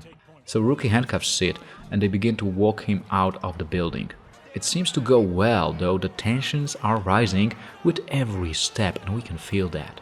Near the chopper, Marshall fires a weapon, and they quickly put Sid on board as the crowd begins to attack. As the chopper flies away, they jump on it and make the machine crush in the forest. And when Rookie wakes up, it turns out Sid is okay, and he stops him from responding call for backup. Then he tells dispatch everything is okay and there is no need for backup, and tells the Rookie no one is coming with help. So his men arrive, and it turns out the others begin to wake up from the crash. Sid orders his men to burn the machine down. Marshall and Rookie manage to get out, and Rookie escapes to the forest chased by Sid's man. He finds a small house and sneaks on a cult member to steal his weapon. And that's how Deputy managed to escape Eden's Gate. Burke comes over through the radio telling he is at a nearby worksite in the main trailer. So Rookie sneaks there, and Marshal Burke gives him a machine gun and reveals an escape plan through a nearby road. Unfortunately, they get spotted by the cult members and a shootout begins. They manage to steal a car parked outside and hit the road, but soon they are approached by a roadblock, and fanatics chase them until the cult brings in air support. And just as they think they manage to outturn their pursuers and make it to the bridge, another plane comes and it pushes them right into the river. When Deputy regains his consciousness, the car is sinking. Rookie still manages to get to the shore, but Burke gets captured by Peggy's. Soon, Rookie is approached by a man with the shotgun who takes him as he is too weak to walk and actually passes out. He wakes up handcuffed to bed, and the bald guy listens to the radio and tells the deputy that the roads and communications were cut off by the Peggies. Then he tells they are thinking their prophecy is being fulfilled and the world is coming to an end. He frees the deputy and gives him some fresh clothes. Then he introduces himself as Dutch. He tells the others from the chopper survived, but they were all kidnapped and divided into different members of Sid family. He also assumes that there are many people out there willing to fight against the cult, and they need to form a resistance by rescuing civilians, destroying cult properties, and liberating their posts. So Dutch gives Rookie a map and a gun. He actually lives in a hidden bunker and has many cameras in the area. He wants Rookie to clear the island of Peggy so they can establish a base to spread the resistance to the rest of Hope Country. And while on that, the deputy learns that the territory is divided into Jacob, John, and Faith Sid. He liberates the island by taking over the cult's outpost and securing the ranger station. But soon, John Sid broadcasts are preaching about the project with a tortured Hudson next to him. Dutch tells Rookie it's time to liberate False End. Deputy goes there and fights against Peggy's, freeing resistance fighters with Pastor Jerome Jeffreys among them. The pastor meets with Deputy to have a drink in the local tavern, the Spread Eagle Bar, where they also meet the co-leader of resistance, Mary May Fairgrave. They both offer him help with rescuing his friends in return for helping them in the fight with the Eden's Gate in order to liberate Holland Valley. From this point, Deputy starts to perform diverse actions all over the valley. And it's kinda open world game, so there's no particular order that player needs to keep during the missions, but whatever order you go by, it doesn't mess up the main plot. So if you play this game by yourself, I just want you to know that some events might occur in a different order depending on the particular gameplay. So Deputy helps Grease Armstrong, who's trying to protect her local church from Peggy's destroying it, and Nick Ray, whose plane was stolen by John Sid. In return, both of them offer their help in the fight against Eden Gate. He also demolishes a massive billboard of John Sid just to piss him off a little bit. And with the amount of chaos and frustration the deputy is causing to the Sid's family, John sends a party to capture him. They manage to drag Rookie by shooting at him with a bliss drug, which they use to weaken the will of the cult members and make them easier to manipulate. Upon awaking, the deputy finds himself among a group of soon-to-be baptized, but John looks him over and says he is unclean. Then he starts to drown him, but is interrupted by the Father himself. He believes that he is still worthy of reaching the gates of atonement, and he reveals he believes that he was sent to him by a grace of God.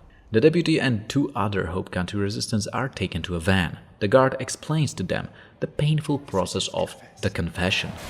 The resistance led by Pastor Jerome ambushes the convoy and free the prisoners, handing them weapons, and they fight their way through a security checkpoint. Jeffreys informs that the rest of the cult's prisoners, with Merrill Briggs among them, are being moved up to the compound. Once past a roadblock, they find Merrill captured next to a mortar. Once the deputy crosses the battlefield and eliminates the cultist holding Merrill, he thanks them as Jerome calls in and informs a helicopter is coming to evacuate them, but they will need to hold off Eden's Gate until it arrives. With the successful defense of their position, the deputy and Merrill are airlifted away. Then Jerome asks to go and investigate the loss of contact with the resistance cell at the Woodson pig farm. When he reaches the place, the deputy discovers that it was raided by Peggies, who took members of the resistance hostage. Deputy manages to push back Peggies and earns some street credit for that action along with the resistance members. Soon Mary May asks to hijack the tanker trucks and bring them to the resistance headquarters at Woodson Pig Farms. When Deputy brings the truck, Mary warns him about the cult's plan to create a road-worthy weapon. Meanwhile, Jerome asks the deputy to rescue the citizens being held captive by Eden's Gate all across the Holland Valley. Going through the valley, Rookie rescues as many people, and Jerome tells him soon they will be able to push back John Seed and rescue Deputy Hudson from his tortures. Mary May informs about a cult deploying a monster vehicle on the road called the Revelator to deal with the growing resistance. Deputy visits the scene of a recent attack and rescues a few citizens that managed to survive it. Then they go for the next target of Revelator and arrive just in time. Deputy manages to destroy the truck and put an end to its terror. Later, Mary reveals that her father was one of the first to rise up against Joseph Seed. In revenge, Peggy stole his beloved truck, the Widowmaker. Mary's father is now dead, but it's kinda important to her to get the truck back. Deputy decides to help and manages to reach the truck, steal it, and perform a daring escape. Well, that does it for the Peggies, and they again perform a hunt on Deputy using bliss-drugged bullets. When he wakens up this time, he is already at John's Gate, which is a bunker built by a cult for surviving the collapse, aka end of the world. Hudson is also there, and John tells how his parents showed him the power of yes by torturing him until all that he could say was yes. Then he tells about his brother's influence on him. Basically, it's a typical spiritual maniac bullshit that makes no sense and is just a foreplay before the actual tortures. John decides to take Hudson back to her room. Rookie uses the moment to crawl out of the room and he falls down from the stairs in the process, but that helps him to free himself from captivity. He starts sneaking around this spooked place filled with religious lunatics looking for Hudson. When he reaches her cell, Sid spots him through the door, but he stays calm and just talks about how his sins overwhelm him and leaves, turning on the alarm. Deputy runs away and manages to escape the bunker. Did he learn his lesson?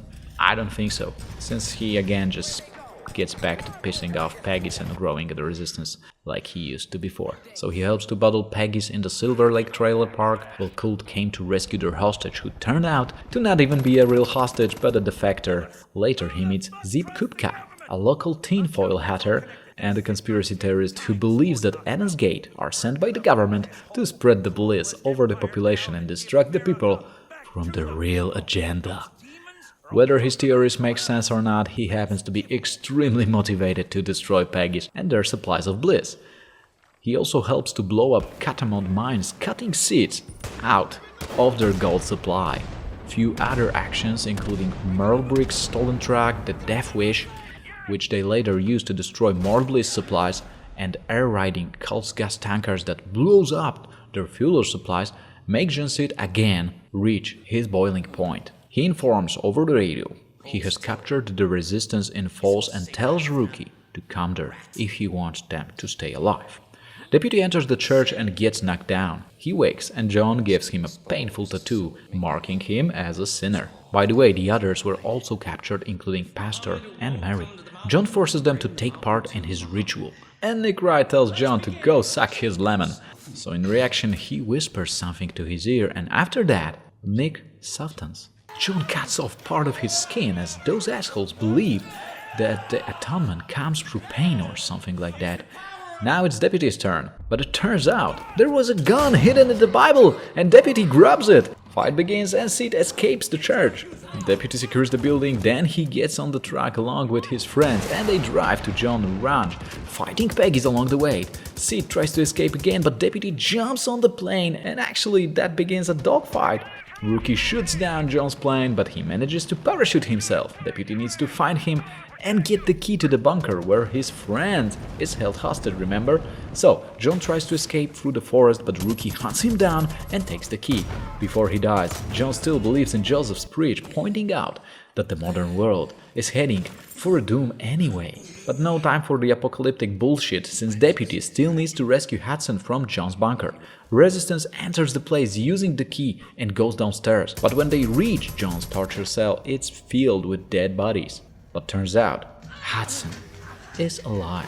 But she is in such a shock, she almost kills Rook before she comes back to her senses. Then she tells about the horror she and the others went through in this place, being tortured all the time. She explains there are others here and asks Deputy for help.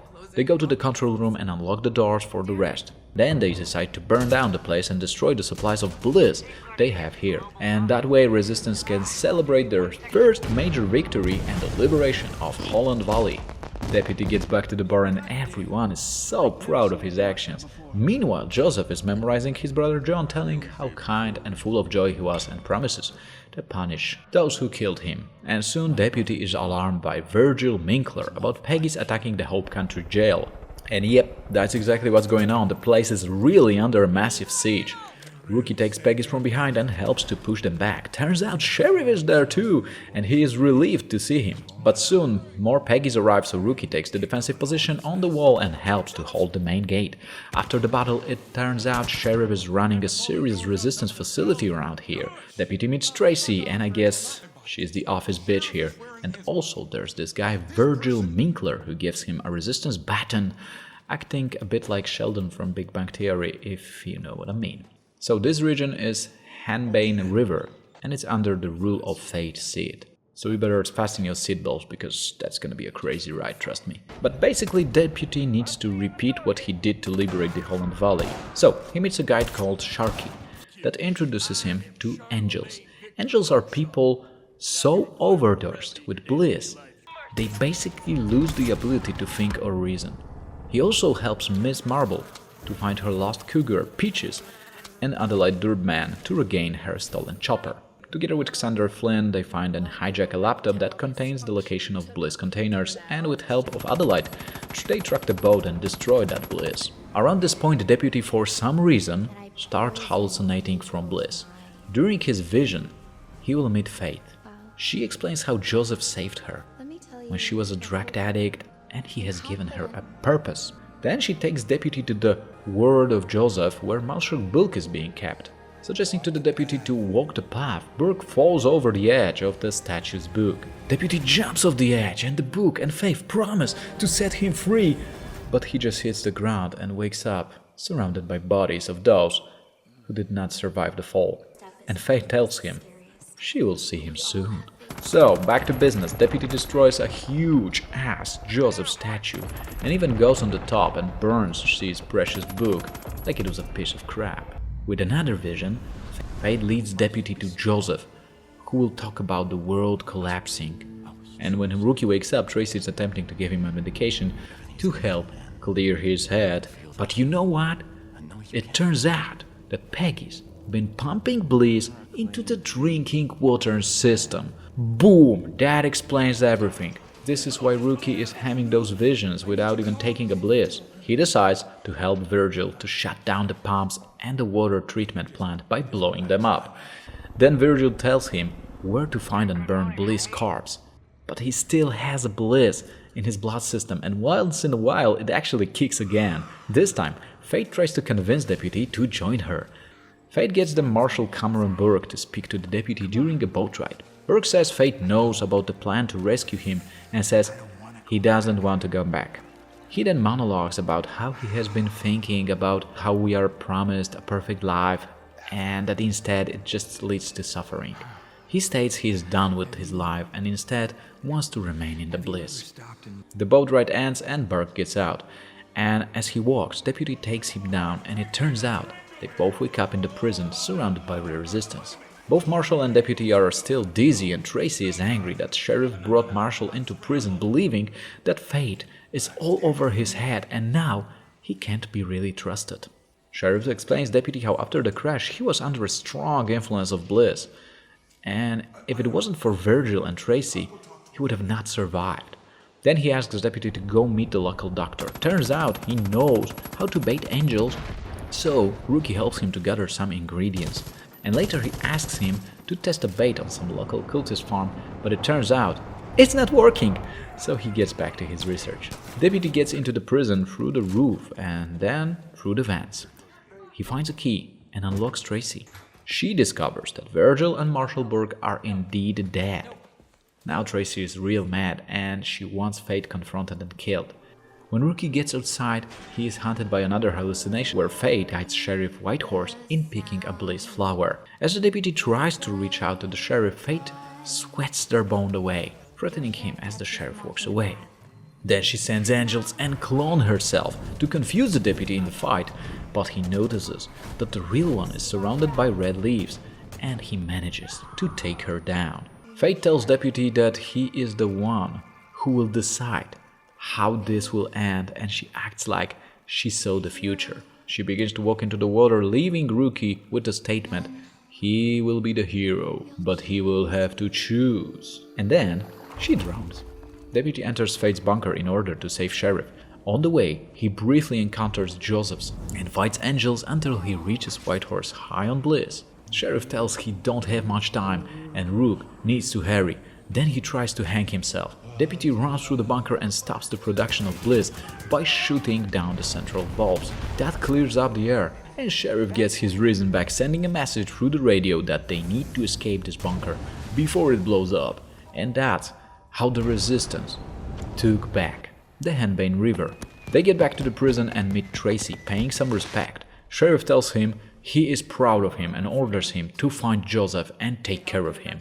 So a final struggle begins to take over the Whitetail Mountains and bring end to Joseph's little cult. Deputy begins with liberating the lumber mill, and again, just a reminder about the free chronology in those story missions. I guess all 3 regions are available right from the start and you can do them in your own way, like starting from the easiest missions in all 3 regions, but I decided to tell the plot region by region. And at this point, you know the drill. Deputy also does. It's pretty much been there, done that. Deputy meets some new people like Jess Black, she's Dutch's niece. He helps her to liberate hostages and secure the quarry. Later, they hunt down and kill the cook, who is an important member of Peggy's. Then Deputy helps Ellie Palmer to secure Vision Center and Hawkeye Tunnel. And there's also this guy Wake Fowler who asks him to find Grizzly Bear named Cheeseburger. Yeah, and there's also another Recovery My Last Track mission. And all that of course leads to Deputy rising the cult's attention to the point they kidnap him. So he wakes up and he meets Jacob Seed. Few seconds with this guy and Deputy understands why the Seed's been keeping him rather away from the public. Jacob opens a little music box and Only You starts playing, putting Deputy in some kind of a psychic rage. So Jacob gives him 44 seconds to kill the targets and buy himself some more time. So Deputy runs through the building trying to survive this weird race against time and actually competing in Jacob's Psycho Olympics until he slides down the tunnel and wakes up. Whitetail Militia finds him and takes him to their headquarters, called Wolf's Den. Their deputy helps them in a few issues like gathering some resources from a nearby cabins or helping to start a radio station by unjamming the radio towers. He also frees some hostages to provide manpower needed for the final battle against Peggy's. And if you don't know what happens after that, you've not been listening carefully. Yes, of course he gets kidnapped again. And this time they put him behind the bars. So, Jacob and Joseph show up. The father tries to preach and reveals he had a wife once, and they were expecting a child. I'm just gonna warn you, it's gonna be a sick story, so prepare yourself. The wife died in a car accident, but their daughter survived. But Sid thought that God was making him choose between him and the child. So he decided to choke his little daughter as an act of sacrifice. And on the other hand, Jacob has not much more to offer rather than another run and gun competition that ends up with Deputy waking up in the forest. Then he helps Dr. Sarah Perkins that studies judges. Those are animals that cultists have enhanced with drugs. And Rookie captures her a wolf so she can run some test on it. He also helps local politician Herc Dirtman to take revenge on Peggy's because he believes he lost the last elections thanks to them. Then Deputy is captured again. And this time, he gets to know Jacob a little better. See, Jacob is a war veteran, and that itself explains a lot, but there's more. And look, there's also Deputy Pratt shown as his brainwashed servant. So Jacob has this little story how he got lost during the war, and he actually killed and ate one of his friends to survive. Then another round of his little game takes place, and when Deputy wakes up, he meets Pratt, who talks about Jacob and his brainwashing technique, revealing the only way out is via truck. Their conversation is interrupted with a siren and the music, so Pratt pushes the deputy over a balcony and he wakes up on the top of a truck. Eli informs that Briggs has been captured by Jacob and is being brainwashed. Rookie helps to extract him, and it is revealed that Whitetails have a tape that can reverse back Jacob's brainwashing. Later, Rookie helps Tommy Barnes to take over and blow up the Chosen Training Center. And of course, that triggers another kidnapping by Jacob. So he sees Jacob's music box outside the cage, but when he tries to reach it, Jacob appears and stops him. He plays music and again Deputy runs around performing a killing streak, but it's a bit different this time. Seems like more real. And when he reaches his final target, he hears him yelling, "Don't shoot!" And turns out, it's Eli. So yeah, Deputy was actually brainwashed into attacking the Wildtail militia Dan. Jacob appears as a vision and says to him, "Only you could get close enough to do that." Rookie recovers from the psychosis and finds Tommy in despair over Eli's death. Whitey is shocked and he pulls a gun on the deputy. Tommy holds him back and tells that Jacob is the one who is responsible. She actually understands what Jacob did to Deputy and charges him to kill Jacob. So what can Rookie do?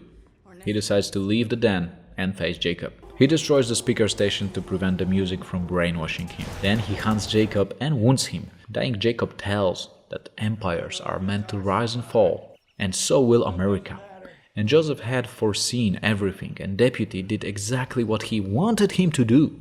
Jacob dies and Rookie finds a key to Jacob's gate. That gets him to enter his bunker and rescue Deputy Pratt. He deals with a psychotic rampage but gets his reason back and joins Deputy in fight. Since Rookie unlocked the pressure door earlier, the bunkers begin to fill with water, and the duo escapes outside. Then we see a funeral of Eli. Tommy approaches the deputy, assuring him that the assassination was not his fault and that Eli knows that. And Whitey gives an inspiring speech that motivates Wildtails to destroy the Eden's Gate cult. And the father? Well, he just ran out of brothers and sisters, so this time actually loses his shit and breaks down over his family death. He admits he was wronged and blind, but at the end he says that Deputy took his family so he could have his and invites him to a church where it all began. When Deputy shows up, half-naked Joseph approaches saying that he can kill his family now, and turns out all his friends from the militia are captured by all his other friends, high on bliss. And Joseph actually begins to blame Deputy for having his allies kidnapped, countless people getting killed, and setting world on fire. Then he says not every single problem can be solved with a bullet, and offers the same choice he offered him in the prologue. So the deputy can either fight Joseph or take his friends and leave the place how it is. And yes, there are two possible endings. If Deputy decides to walk away, Joseph will release Pratt, Hudson and Whitehorse and let them leave, keeping all the others under his rule. Hudson will get outraged that they would leave everyone behind like that, but Sheriff Whitehorse tells her, "Shut up, woman, we're just going to Missoula to get federal backup." okay? However, as they drive away, the trigger song used by Jacob's hit Only You by the Plotters plays on the radio and Deputy gets his mind triggered just like when Jacob played it. And that's how the game ends. But actually, where's fun in that, right? So, if Deputy decides to fight with Joseph, he tells him that pride is his primary sin and he won't let go even if that means dooming everyone. He tips over barrels of bliss next to him and the battle begins.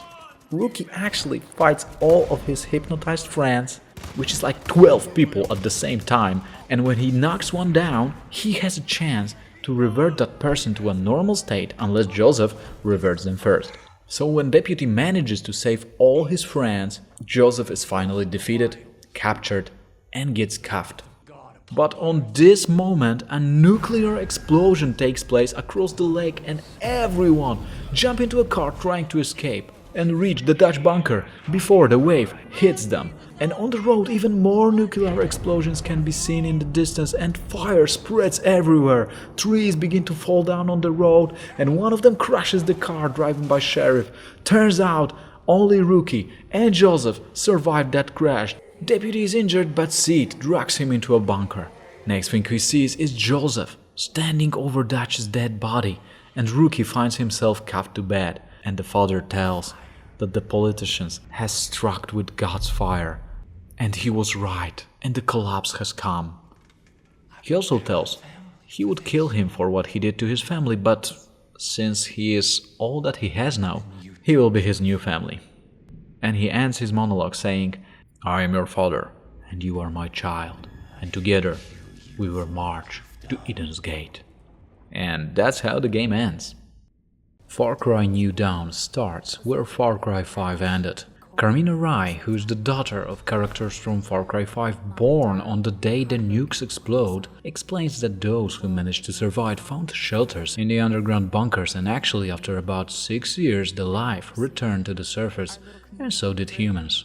They started to rebuild from ashes and grow back the community, and things looked good for a few years until a highwayman led by a pair of sisters showed up and destroyed everything they built. But it turns out there's this guy Thomas Arash who actually travels through the country with his man helping small communities to rebuild, and Carmina's parents sent her to find Thomas and ask for help. So that's what she did, but it went horribly wrong, as she states. And by horribly wrong, she means the train was attacked by highwaymen. One of the captains survived the crash along with Barnes, and soon Rush shows up and helps the captain to get out. Then the trio begins to search for an armory wagon to get some weapons, while highwayman leaders are throwing a party all over the place hunting for survivors. They manage to escape to the river, but they get cornered by the gang and the twins come to say hello. And while Barnes tries to be friendly, Rush is like, fuck you. So in return they decided to kill Barnes. But next thing you know, Rush rushes at them and pushes the captain to the water to save him. When the captain wakes up, he meets Carmina, who turns out to have saved his life. She says twins kidnapped Rush and takes Cap back to her parents in Hope County. When they reach Hope County, Carmina explains to her mom what happened, and she's like, don't worry, I got some experience in overthrowing a self-proclaimed regime, so let's kick their ass. Later she gives a more detailed plan, including upgrading their base called Prosperity, and gathering some specialists like Grace Armstrong, and of course rescuing Thomas Rush, who can help them upgrade their settlements. Carmina mom tells that Rush is probably in the mine. Cap goes there and gets inside. He goes through the tunnels until he hears a voice threatening Rush with kneecapping, but when he reaches the place, Rush already has the advantage. They get on his bike and escape, while highwaymen try to chase them, but Captain shoots them with machine guns. Later on the road, Rush tells Cap about weird people that once attacked the mine, and they looked like they were from a Stone Age. And the weird part is, quote, they took shots and keep on coming. Carmina and her mom are happy to see Rush arriving at Prosperity.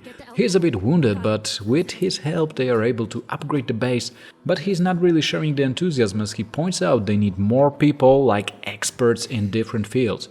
And again, just like in Far Cry 5, the game doesn't give a damn in what order you do missions, so your gameplay might be different, and I'm not even insisting on mine. It is what it is, okay? Cap meets Bean, who runs a cute post-apocalyptic startup called Wikibania. It's a map info guide. One of his scouts has a gambling problem and he lost all of Ben's assets to the highwayman, so Cap helps him to recover his business plan from the gang. He finds this guy Richard and helps him to escape, and then Richard lets him into his secret bunker where he hides Ben's business plan. He also finds Grace Armstrong. She is blind but ready to fight. She has a cool weapon called Soul Launcher, and pretty much the name tells exactly what it does.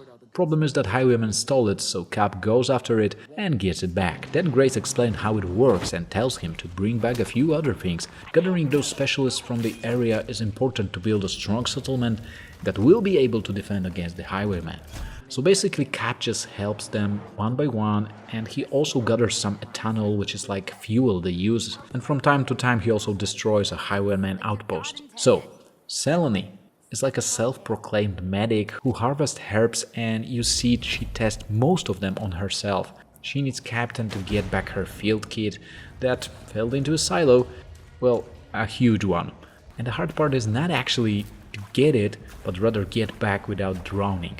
So Cap needs to rise the water level and then get to the main hole before it traps him. There's also this really cool part where he gets attacked by an alligator. Or is it a crocodile? Seriously, I'm not an expert, so if there's anyone here from Florida or Texas, Tennessee or any other place that you can meet those animals, share your knowledge in the comments. Carmina's dad is a mechanic, and twins took him and make him work for them. So he's more than happy to get back to his family after Cap and Carmina managed to reach him and set him free. If you remember him from the last Far Cry, he used to own planes and still has that yellow one that I guess Rookie recovered from Peggy's back in the days, but it's rather a boat now. Back in Prosperity we get a nice scene of those sweethearts get back together. I mean, there's romantic music and even a group hug. Next up, Sharky. He also was in Far Cry 5. Sharky has a kid now. Well, technically it's his cousin's baby, but they raise it together, and his name is Blade. He asks Cap to help him to arm the pressure pipe traps in the area. They prepare for the upcoming Highwayman attack. Soon the battle breaks, and it's one hell of a battle, with waves of Highwaymen coming one after another. But armed with a machine gun and a solid mixtape, the duo manages to defend the place. After all, Sharky decides this place is not proper to raise a baby, and he moves to Prosperity. Carmina's mom throws a barbecue and everyone is happy, but guess who is also coming to dinner? Yep, Twisted Sisters. They decided to kidnap 3 kids from the community, bitch slap Carmina, and complain a lot about how Cap messes with their shit. They give those kids grenades and tell Cap to disappear before they come back. Rush sends some scouts that warn them about Highwaymen, and Prosperity is preparing for the battle and manage to hold on, so twins decide to bring on trucks and try to storm the gates. Cap manages to kill the drivers to prevent that.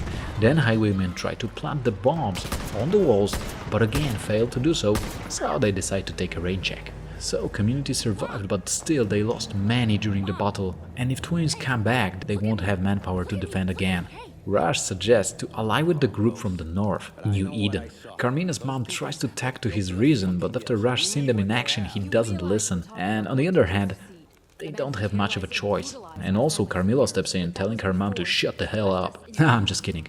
She tells that maybe Joseph Sid used to terrorize this county, but after the nukes exploded, he didn't bother them much. So I guess it's 2 against 1, since Cap is rather a silent Bob. We also see a scene from the past showing Carmina talking to her parents about Sid, giving her some food, and they are angry and tell her to never get close to this man again. So Cap reaches the New Eden's compound and Sid starts to mess with his head the second he gets there. He shows up and disappears and tells Cap to go to the place where it all began, pointing forwards the Duchess Island. When he gets there, he instantly gets high on bliss. The voice of Joseph Sid introduces himself and starts to tell about the events which led to the collapse from his perspective. Then he tells Cap to find pieces of 3 amulets from locations known from the previous game. When he gathers all the pieces, Joseph leads him to Dutch's bunker, where he finds a book. When Cap brings the book back to the New Eden compound, the guards let him in, and he is told to meet Ethan Seed. Ethan has an altar with Joseph's poster, and when he sees the book, he gets excited like a 13-year-old girl at Taylor Swift concert. Then he gets mad that he is not the one who found the precious little book. Turns out Joseph was his father and now he is dead, and I guess the only thing he left for his boy are daddy issues. Ethan actually wants Cap to help him prove to the Peggies that Joseph was not a messiah, so he tells Captain to bring the proof of his death. But to travel north he first must prove he is worthy by lighting the flame of Eden. When they reach the hill and deal with the enemies, Cap is told to get into the cave and unseal the bliss pipes that provide fuel for the sacred flame and then just burn it. With the flame back on, Cap earns a lot of street credit with new Peggies. He gets back to Ethan, he calls him a sinner in front of everyone, but as he planned at this point, they believe he is worthy to go to North and bring back Joseph. Ethan gives him bliss and he passes out. He wakes up in an old compound and Ethan explains that the North is still deadly, but lighting the signal fires dispels the effect of bliss. Cap gets on the boat. When he crosses the Shroud of Bliss, the world gets shady and the drug kicks in. Captain races with time here and he needs to get through the river before the bliss kills him. He reaches the North New Eden Gate and leaves the boat. Once he passes it, he activates water wheels and reaches the head of the statue. The bliss saturation rises even more. Cap reaches the remnants of the McKinley Dam. There he lights a beacon and that makes the bliss disappear and kinda unlocks this part of the map. Then he enters the sanctuary and sees Joseph sitting inside like nothing really happened. He tells him how he sacrificed everything he had and admits he was wrong. Then he says he has been waiting for the one that would bring him salvation. He tells Cap to walk with him and shows him an apple fruit tree he calls God's gift. Cap takes a bite and passes out. Then he has a vision in which he has to fight the beast, aka huge ass bear. Well, it's not really a vision, just those fruits put Cap in some kind of a beast mode, and actually what started as a typical hunter versus predator with time begins to look like a drunk street brawl in front of a stinky bar, and Cap wins it by punching down the bear so hard he actually flies away, and Sid instantly falls in love with him and invites him to come back with him to the compound. When they get back to the camp, Ethan is in the middle of a speech that is supposed to convince the others that Joseph is dead and he will never come back. Yeah, so there goes the speech. But Ethan smoothly turns his tone to, "Where have you been when we needed you?" But Joseph is like, "Okay kid, thanks for warming them up for me, but now you can go back to your room." He introduces Cap as a chosen by God's savior and he says that it's time to fight. His son makes a scene about it, but actually it looks like Nickelback was trying to perform next to Metallica, and that's how Cap convinced Peggies to join the party. Back in Prosperity, Cap talks to Raj, who notices that he's changed after meeting with Sid. But all in all, the settlement is growing and the reports about Peggies attacking highwaymen keep coming, so life never been better. Cap decides to chit-chat with Kim and she's concerned about the bliss, and also Raj, who went to do some recon and they actually lost the track of him. Soon turns out that twins connected and informed they captured him, and they order Cap to go to the old plant. Sisters have cameras all over the place, and not only Raj is there but also other hostages. Also the place is filled with traps, and I'm talking bombs, with timers. So Captain races against time to reach the hostages and disarm their bombs to save their lives. He manages to save everyone, so twins tell him to get inside.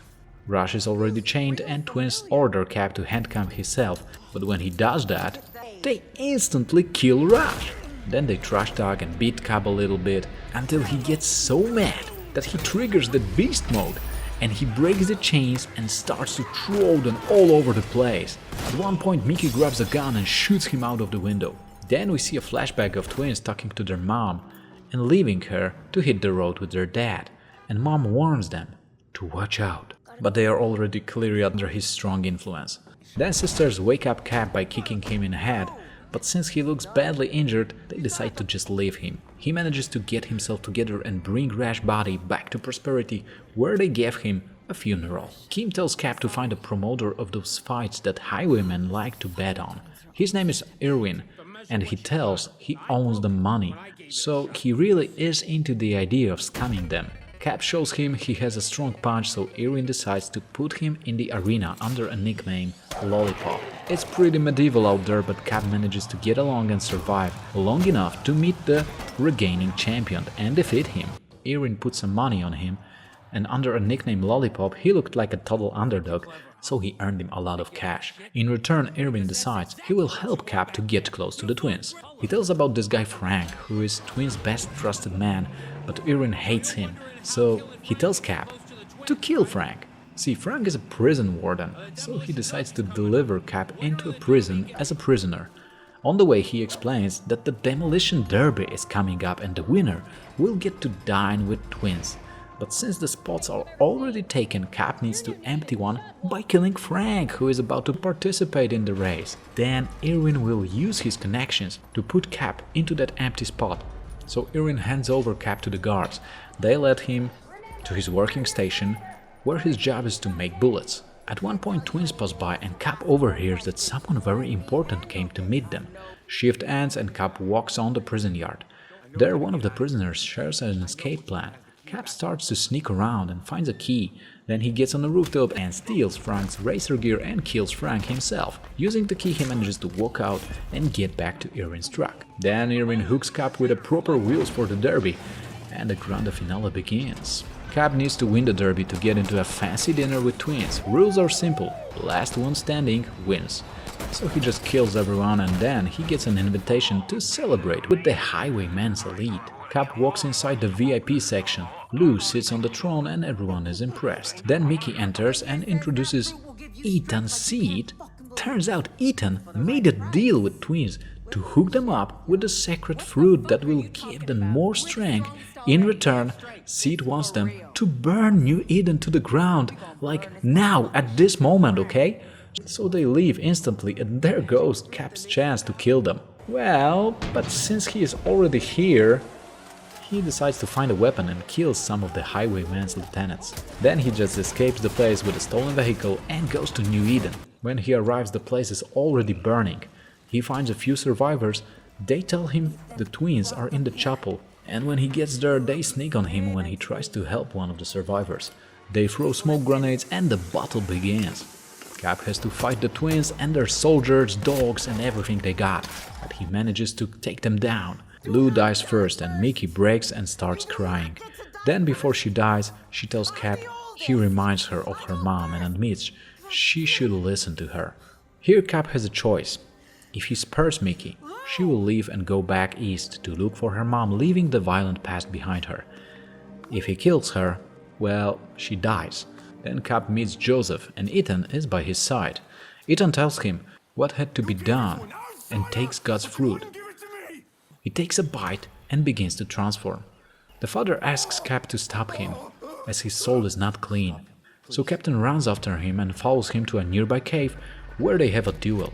Now Ethan is in his beast mode, so he is acting like my wife when I forget about our anniversary, and it takes a ton of bullets to bring him down, but he finally falls. Before he dies, he apologizes to his father and asks for forgiveness. When he dies, Sid takes his body and tells Cap his only fault was that he was his son. In the intermission, we see Ethan where he was a kid and asks for a God's gift.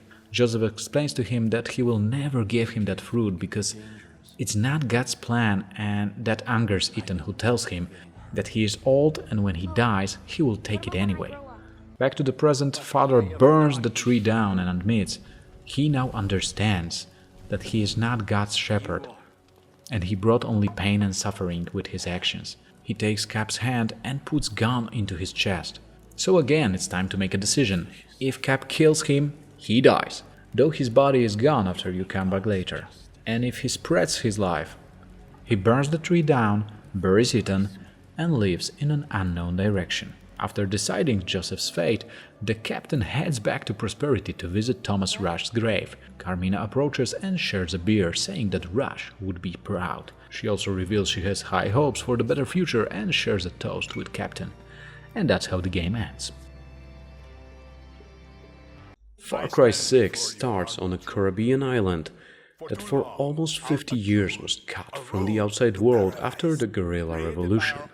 That was until new leader El Presidente Antonio Castillo was chosen. Turns out their scientists developed a most effective treatment for cancer based on a local tobacco modified by a fertilizer. But soon we see footage of soldiers forcing citizens to work under harmful conditions and being executed if they don't obey.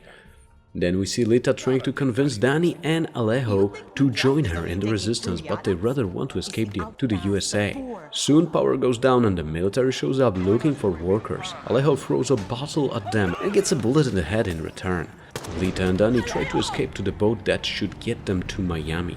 They manage to sneak through the city and reach the harbor. Lita convinces Marco to let them on a boat and they swim away. On the boat, Lita feels bad about leaving instead of fighting, but soon the boat gets stopped by soldiers and turns out Presidente himself walks down the stairs. He is happy about a big fish he caught, and turns out this little kid who tried to escape is his son Diego.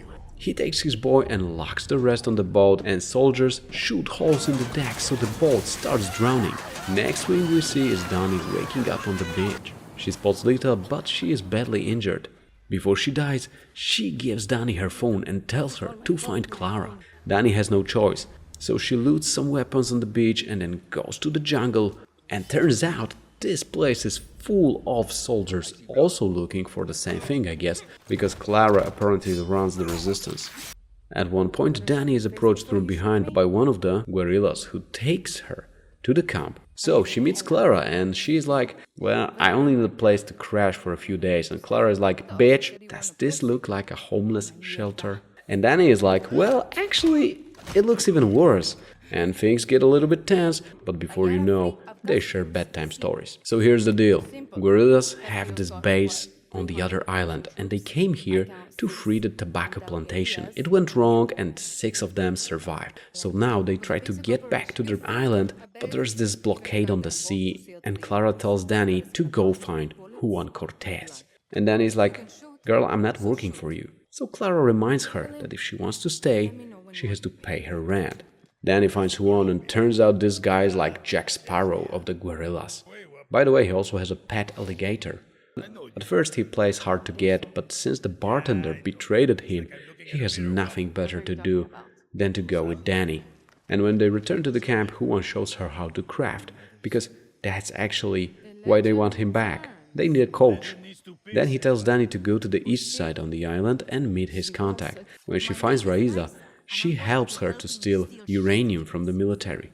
She used to work for El Presidente, but she quit and became a renegade. Still, she has contacts among the soldiers, and turns out not all of them are blind loyal.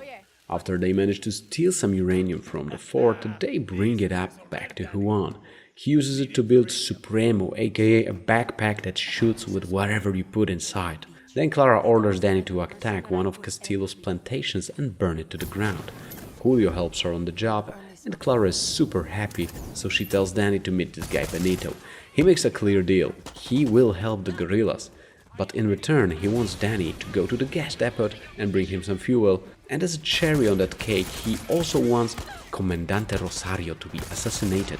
Clara tells Dani through the radio that it's not an ordinary fuel depot but an F&D base, and there are many of those that needed to be taken down in order to earn a Libertad some fuel.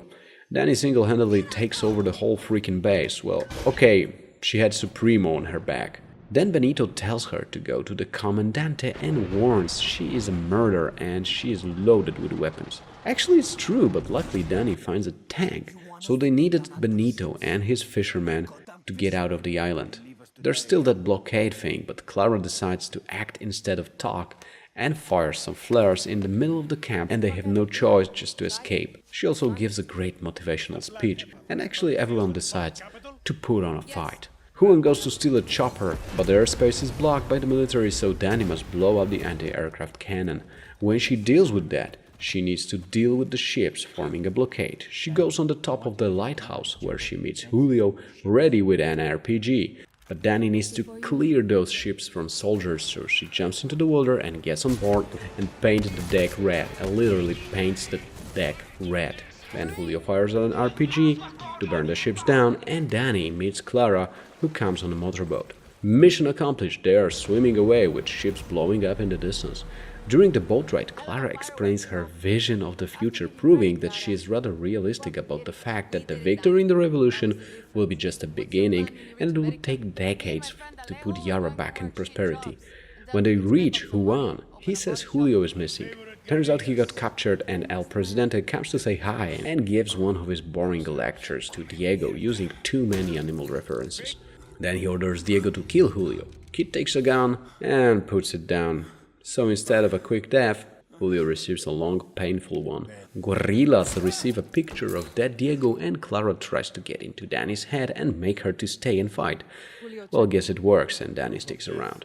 Basically, the island is divided into few smaller regions, and as it usually works in Far Cry series, they need to liberate them and kill some of El Presidente's officers to gain manpower and arms for the final strike on the capital. Each region has also its own guerrilla fraction that provides support for the rebellion. Then Juan explains that Clara was born in a rich family and Danny works better as an ambassador because she has that poor orphan aura around her. Danny meets Philly. He lets the guerrillas in the Madrugada province. He tells her to go find this girl Espada, who is a daughter of some big fish around here. She's in the middle of interrogation on one of Jose Castillo's soldiers. Jose is El Presidente's nephew. She takes Danny to her father, and during the horse ride they get a chance to know each other a bit better, and Espada reveals that her father was drafted as a worker back in the days and he suffers from the fertilizer, but still he's strong enough to wrestle an alligator. Anyways, those guys are rather farmers than soldiers, so a lot needs to be done here before they become a real guerrillas. First things first, Carlos wants her to destroy the poison depot and kill Castillo Mander, so she does a little tournée around the valley and clears it all the containers. Then Danny goes to Carlos, who tells her that he needs help in busting Miguel from the prison. He is not his son, but he is like a son to him. Well, Danny steals a prison truck and Carlos dresses up in a uniform. Then they drive to the prison and he tells the story about Miguel, who was his cellmate back in the days. So now he wants to help Miguel as he is about to be transported. But when they arrive, it turns out Miguel was taken somewhere by guards, so Danny tells Carlos she will enter the prison and look for him. She finds him in one of the cells and walks him out. Then they meet Carlos at the gas station and get back to the camp right in time for a nice barbecue dinner. Danny earns Carlos' respect and she celebrates until she passes out. When she wakes up, instead of breakfast, she gets another quest. Philly wants her to steal him an ammo truck. Then she meets Espada in Sinestra Dock and they travel to Cayo Villarreal, looking for one of the lieutenants. They spot him in a distance and it turns out Jose Castillo is also there. They witness a scene where Jose kills the other officer and gives his head to this guy who looks like a scientist, and they fly away in a chopper. Danny searches for some intel and finds a leading point to the Revmira water tower. Before she leaves, she also finds a Jose torture room and frees some prisoners. Then they meet again, near what seems to be a laboratory where they turn tobacco into viviro. The cancer cure, remember? Well, the plan is simple, kill everyone. So girls secure the construction site and enter the lab, where they find the skinny guy, who turns out to be Espada's brother. Well, he clearly is on the government side and he doesn't want to come back with his sister, so there goes the family reunion plan. Back at the camp, Carlos wants to save some people from getting hanged.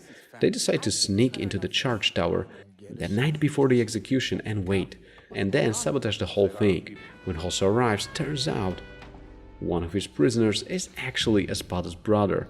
Danny tries to kill Jose from the tower, but her rifle gets stuck and blows up in her face, so they hang the poor bastard. Guerrillas attack the soldiers and the battle begins. Carlos manages to cut off his son and escape, but Danny gets spotted on the tower and Jose uses a tank on her. Meanwhile, Carlos spots that his boy has a bomb attached to his hand that will explode in 5 seconds, so he sacrifices himself to save his son Alejandro. Espada and Danny take him, and though they are surrounded, they manage to get him on a Philly truck. Then they escape being chased by soldiers, but Danny manages to shoot them off. And after that, they realize the whole thing was a setup and Miguel gave Danny a broken gun on purpose. Back at the camp, they are fighting for Alejandro's life and Espada spots Miguel and approaches him with a knife. He tries to explain why he betrayed it, but Espada cuts his throat before he manages to do that. Later, Jose brags about his success against guerrillas, but turns out acting behind the leader's back was a bad idea. See, Montero family has strong roots on this island, and killing a Montero actually turned many Presidente's soldiers against him. Anton tells Jose to run, and Diego shoots him as a punishment, making his father proud. Back to Alejandro, he leaves and now asks Danny to get back to the church and bring his father's machete, as that's the only thing he has left from him. Roberto is mad at Alejandro and kinda blames him for his father's death. Espada also wants him out, so he leaves. Few soldiers show up and decide to cooperate with Guerrilla. They deliver intel on Jose Top's lieutenants, so Espada and Danny prepare for hunting, because those are the guys directly responsible for Carlos' death. Clara, the leader of Libertad, calls Danny and tells her to come to Esperanza. Juan explains their plan to assassinate Anton Castillo. That day was the anniversary of Yara becoming an independent country, and Castillo was going to give a speech within Hotel Paraíso. Danny planted several bombs throughout Esperanza to prevent the NFD sending reinforcements, and then they slid into the hotel from a zipline. And after killing all NFD soldiers within the hotel's lobby, they head into Castillo's room only to find a terrified Diego, who points a gun at them. Danny decides to lie to the Libertad when they ask over the radio if anyone is there and says they believe the speech was just a recording. Diego remembers that Danny had gotten him on that boat and claims they should be dead. When Danny says that Diego was trying to get away from his father last time they checked, he claims he regrets this now. Danny calls Castillo a monster and Diego responds saying he was just raised that way. When Danny questions if Castillo will raise Diego to become a monster too, he fires a shot near her. Danny manages to calm down Diego, and he explains that whenever he tries to run, Castillo finds him and Yarans get hurt. Then he opens a secret door via a fake rotating bookcase. Right before it closes, Diego reveals Castillo is sick, and this is why he is not here. Later, Alejandro asks Danny to take down anti-aircraft cannons by going to his bunker and hijacking the computer. Then she and Philly try to get some napalm with the help of his device he calls Diesel Daisy.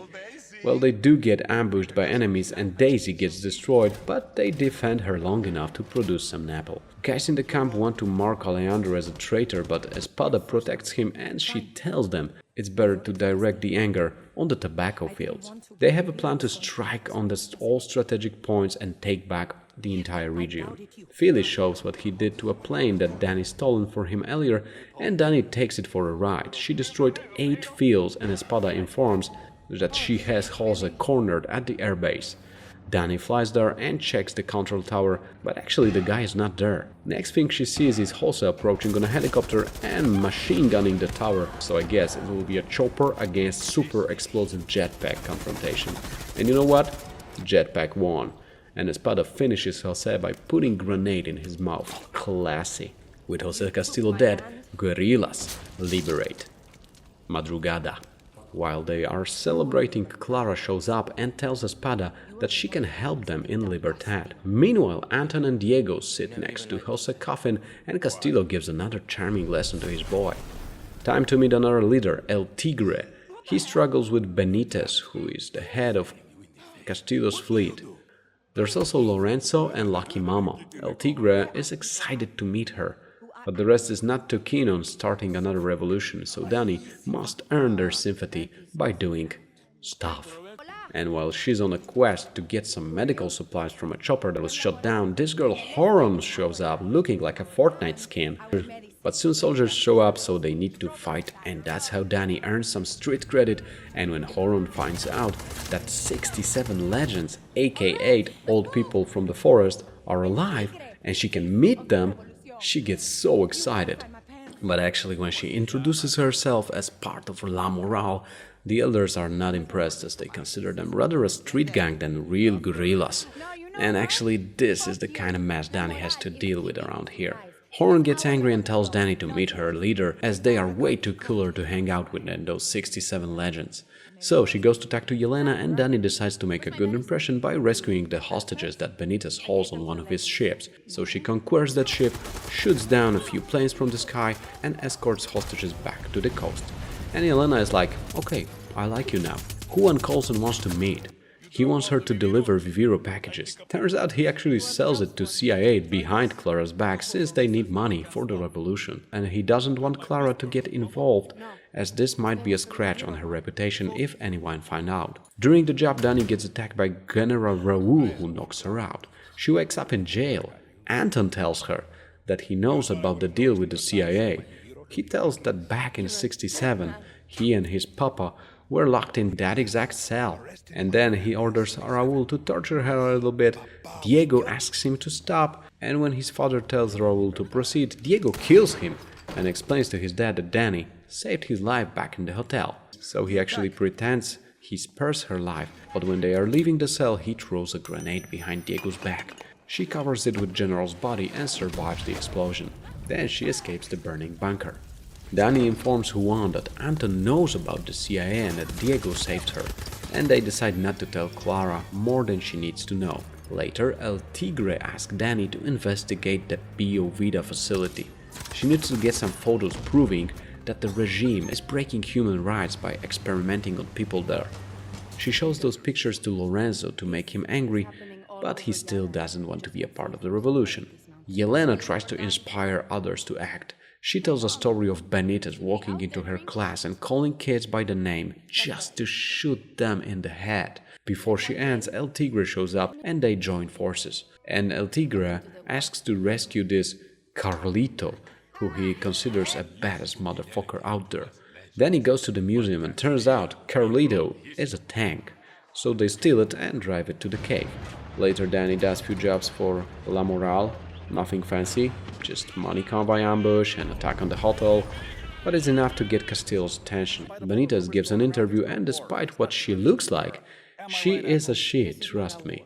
After the interview, Castillo calls and he is not happy about the recent guerrilla activity threatening to kill her. And at the same time, Yelena tells Dani it's time to assassinate Admiral Benitez. Her defense is weakened due to spreading the soldiers all over the El Este in order to hunt the guerrillas. So rebels hit hard on her base and use Carlito to break inside.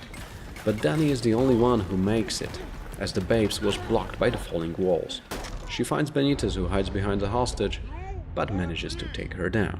While Benitez is hanging, everyone else is celebrating, and at the same time McKay is talking to Anton. Diego spots one of his prisoners and asks him about '67 revolution. He tells he was on the front line, and so how Diego's grandfather died, and he says he's gonna kill him the second he will get chance to do it. Diego hits him and leaves. Navy is down, and Yelena takes Dani to her home, and turns out they have this small island they used to party. Long story short, Dani wakes up with a hangover and finds out that La Morale base was compromised. They moved their base to the hotel, so she goes there. But soon they are attacked, and after they push back the attacks, turns out it was just a distraction to keep them where they were. Bombs start exploding and El Tigre gets killed along with Horon and many others. Now everyone is sad and Lucky Mama says, okay, I'm on board. And so is Lorenzo. Yelena decides to hack McKay's computers. In order to make it possible, Dani takes out the wireless internet jammers. Then she goes to the conference room and tries to connect, but McKay pops up and he tries to be cocky. But Dani is like, look fool, I just hijacked your PC and now I got your browser history on a flash drive. And that statement wipes a smile off his face.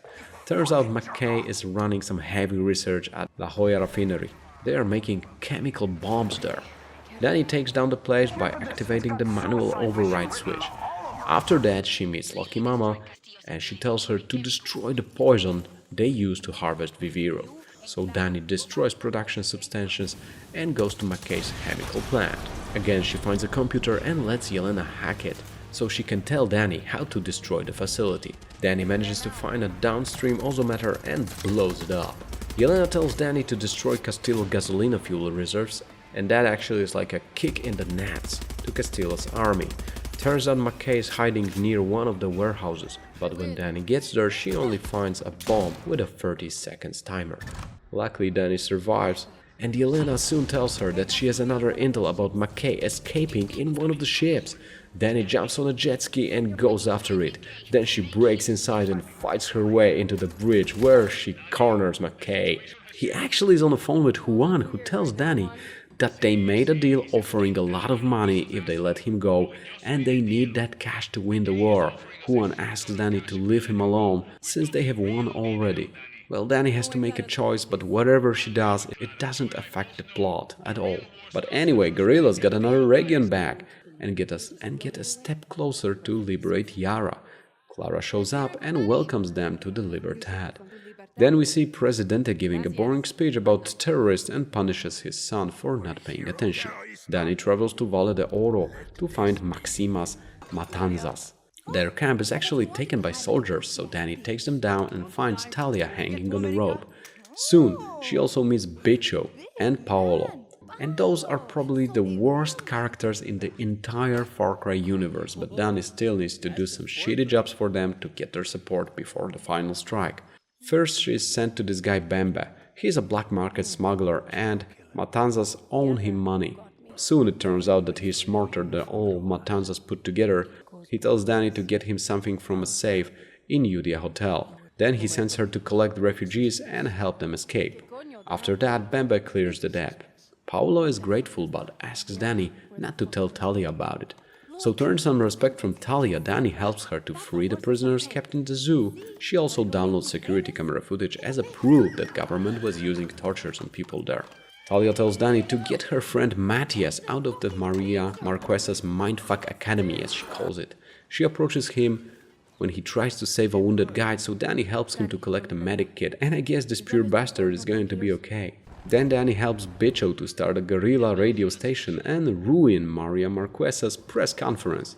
She also helps to put together a network and take over her villa to broadcast from there. Clara memorizes a conversation she used to have once with Talia. Danny shows up and Clara tells her that Castillo wants to meet. Danny is like, fuck it, a good Castillo is a dead Castillo, but Clara sees the bigger picture, so she decides to take the chance, though Danny doesn't approve. Castillo and Diego give an interview to an American journalist. It's not a nice chit-chat over a cup of tea, and Castillo storms away. Meanwhile, Danny and Talia mess even more with Marquesa killing her propaganda and her business with their diversions. Then Danny celebrates the recent success and gets hammered with Bicho. And literally, it's a mission where you get drunk, then find some more booze, get more drunk, get a little lost, mess with some bull. Well, yeah, like typical drunk shenanigans until the sunrise. Back at the camp, Talia wants to confront Maria, so they decide to get her while she's giving a press tour. Danny steals press passages to get them in. Talia tells Danny to take the camera and performs a roast on Maria on a live television. And at one point, Maria decides it's her time to speak, so Talia empties her magazines on her. Castillo receives an information that Maria is dead, and those two were banging, so that must have hurt him. Bicho asks Danny to find Paolo because they need his fixing skills, but it turns out Bembe traded him to the soldiers to save his own ass. According to Bembe, Paolo is held at the resort. Danny finds him, but she gets ambushed and put to sleep. When she wakes up, Dr. Reyes is already cutting her and puts a phone inside her body, and if he calls this phone, the poison will be pumped into her blood. When he leaves, Talia shows up and frees her friends, but she gets shot by one of the soldiers. Wounded Danny calls Matthias and asks for help. Then she steals a car and tries to reach his clinic while already having hallucinations from the poison. She reaches the place, but Matthias is busy helping Talia, so Danny takes a knife and cuts the phone out herself. Then she passes away, obviously. But it turns out both girls are okay, and actually Danny is good as new the next morning. She is already on a mission to save Bicho, who went after Bembe himself. Actually, he did quite well, and when Danny reaches him, he has Bembe at a gunpoint. Only he doesn't have guts to pull the trigger, so Bembe is not even afraid, and Bicho breaks down and wants to kill himself. Well, Danny calms him down, and he puts the gun down. Meanwhile, doctor calls and tells Talia condition is not looking good, so Danny must recover some antibiotics for her. Then she looks for Sergio Estevez, who is El Doctor's right-hand man. El Doctor is the guy who makes Viviero, by the way. They search Estevez's villa, and he is not there, but when they get on his computer, they find a clue he might be at the marina, trying to escape. Danny rushes there and finds him. He tries to escape with a car, but Danny manages to capture him anyway. He reveals where Reyes is, but Paulo shoots him in the head anyway, blaming him for supporting a mass murderer. Now they head for B Ovida facility and get inside the building 13 to kill Reyes. While there, Danny gets affected with poison, and again she hallucinates with Reyes appearing on different spots. She shoots all of them until she kills the real one. Then Juan connects and tells he is coming to pick them up. Vale de Oro gets liberated and joins the revolution. Meanwhile, El Presidente is not looking too sharp, clearly. He is also affected by the poison or something and has a blood transfusion and a makeup to cover his marks. Clara calls him and informs that Libertad has taken control of Vivero. Castillo loses his shit and begins to broadcast informing that Reyes is dead. Juan tells Danny to come to El Guardian base. He reveals that Clara was kidnapped during the meeting with Anton. He takes Danny to El Presidente's private island. She gets dressed in the uniform and sneaks to Castillo's mansion. She keeps a low profile and searches for Clara, and she finds her in the dining room. Castillo has her at gunpoint. Diego is also there. Anton reveals he has a leukemia and that Vivero stopped working 6 months ago. Then he tells Danny she is the real Libertad, not Clara. Meanwhile, Juan is trying to get Anton at the gunpoint, but he doesn't have a clear shot, so he decides to kill Diego, but Danny covers him. Anton shoots Clara in the head and Juan hits him, but his guards get into the room and Castillo manages to escape. Danny takes the gun and goes after them, but they get away. Outside she meets Juan and argues about him shooting at the kid. He tells her she is the Libertad boss and she should lead them to victory. Then she has a meeting with all the leaders and they decide to strike on Capitol. At the same time, Castillo's advisors try to talk to his reason and suggest an evacuation, but he just plans a city expansion like nothing really happened, though he can barely stand and coughs with blood. Libertad attacks the city and the Battle of Esperanza begins. Danny and Juan go through the streets and reach the Torre de Leon, a giant tower where Anton has his office. His most loyal soldiers still fight to protect him, but Danny progresses through the building until she reaches the top floor. Anton tells her that he was about Diego's age when guerrillas killed his father. He tells Diego he means everything to him, and though Danny promises to protect the boy's life, Anton actually shoots him, and then he cuts his throat. Danny tries to save the boy, but he's bleeding too fast and he dies. Then the others show up and Lucky tries to bring Diego back, while the others starts to debate who should be the new leader, and they all agree that it should be Danny. But she doesn't feel like playing politics, so she leaves Yara in their hands and leaves, carrying Diego's body. Later she meets with Juan, and they agree that Yara is far from the free elections, since there are still many Castillo followers ready to take control, so they need to take care of them, and that's how the game ends. Angry motherfuckers.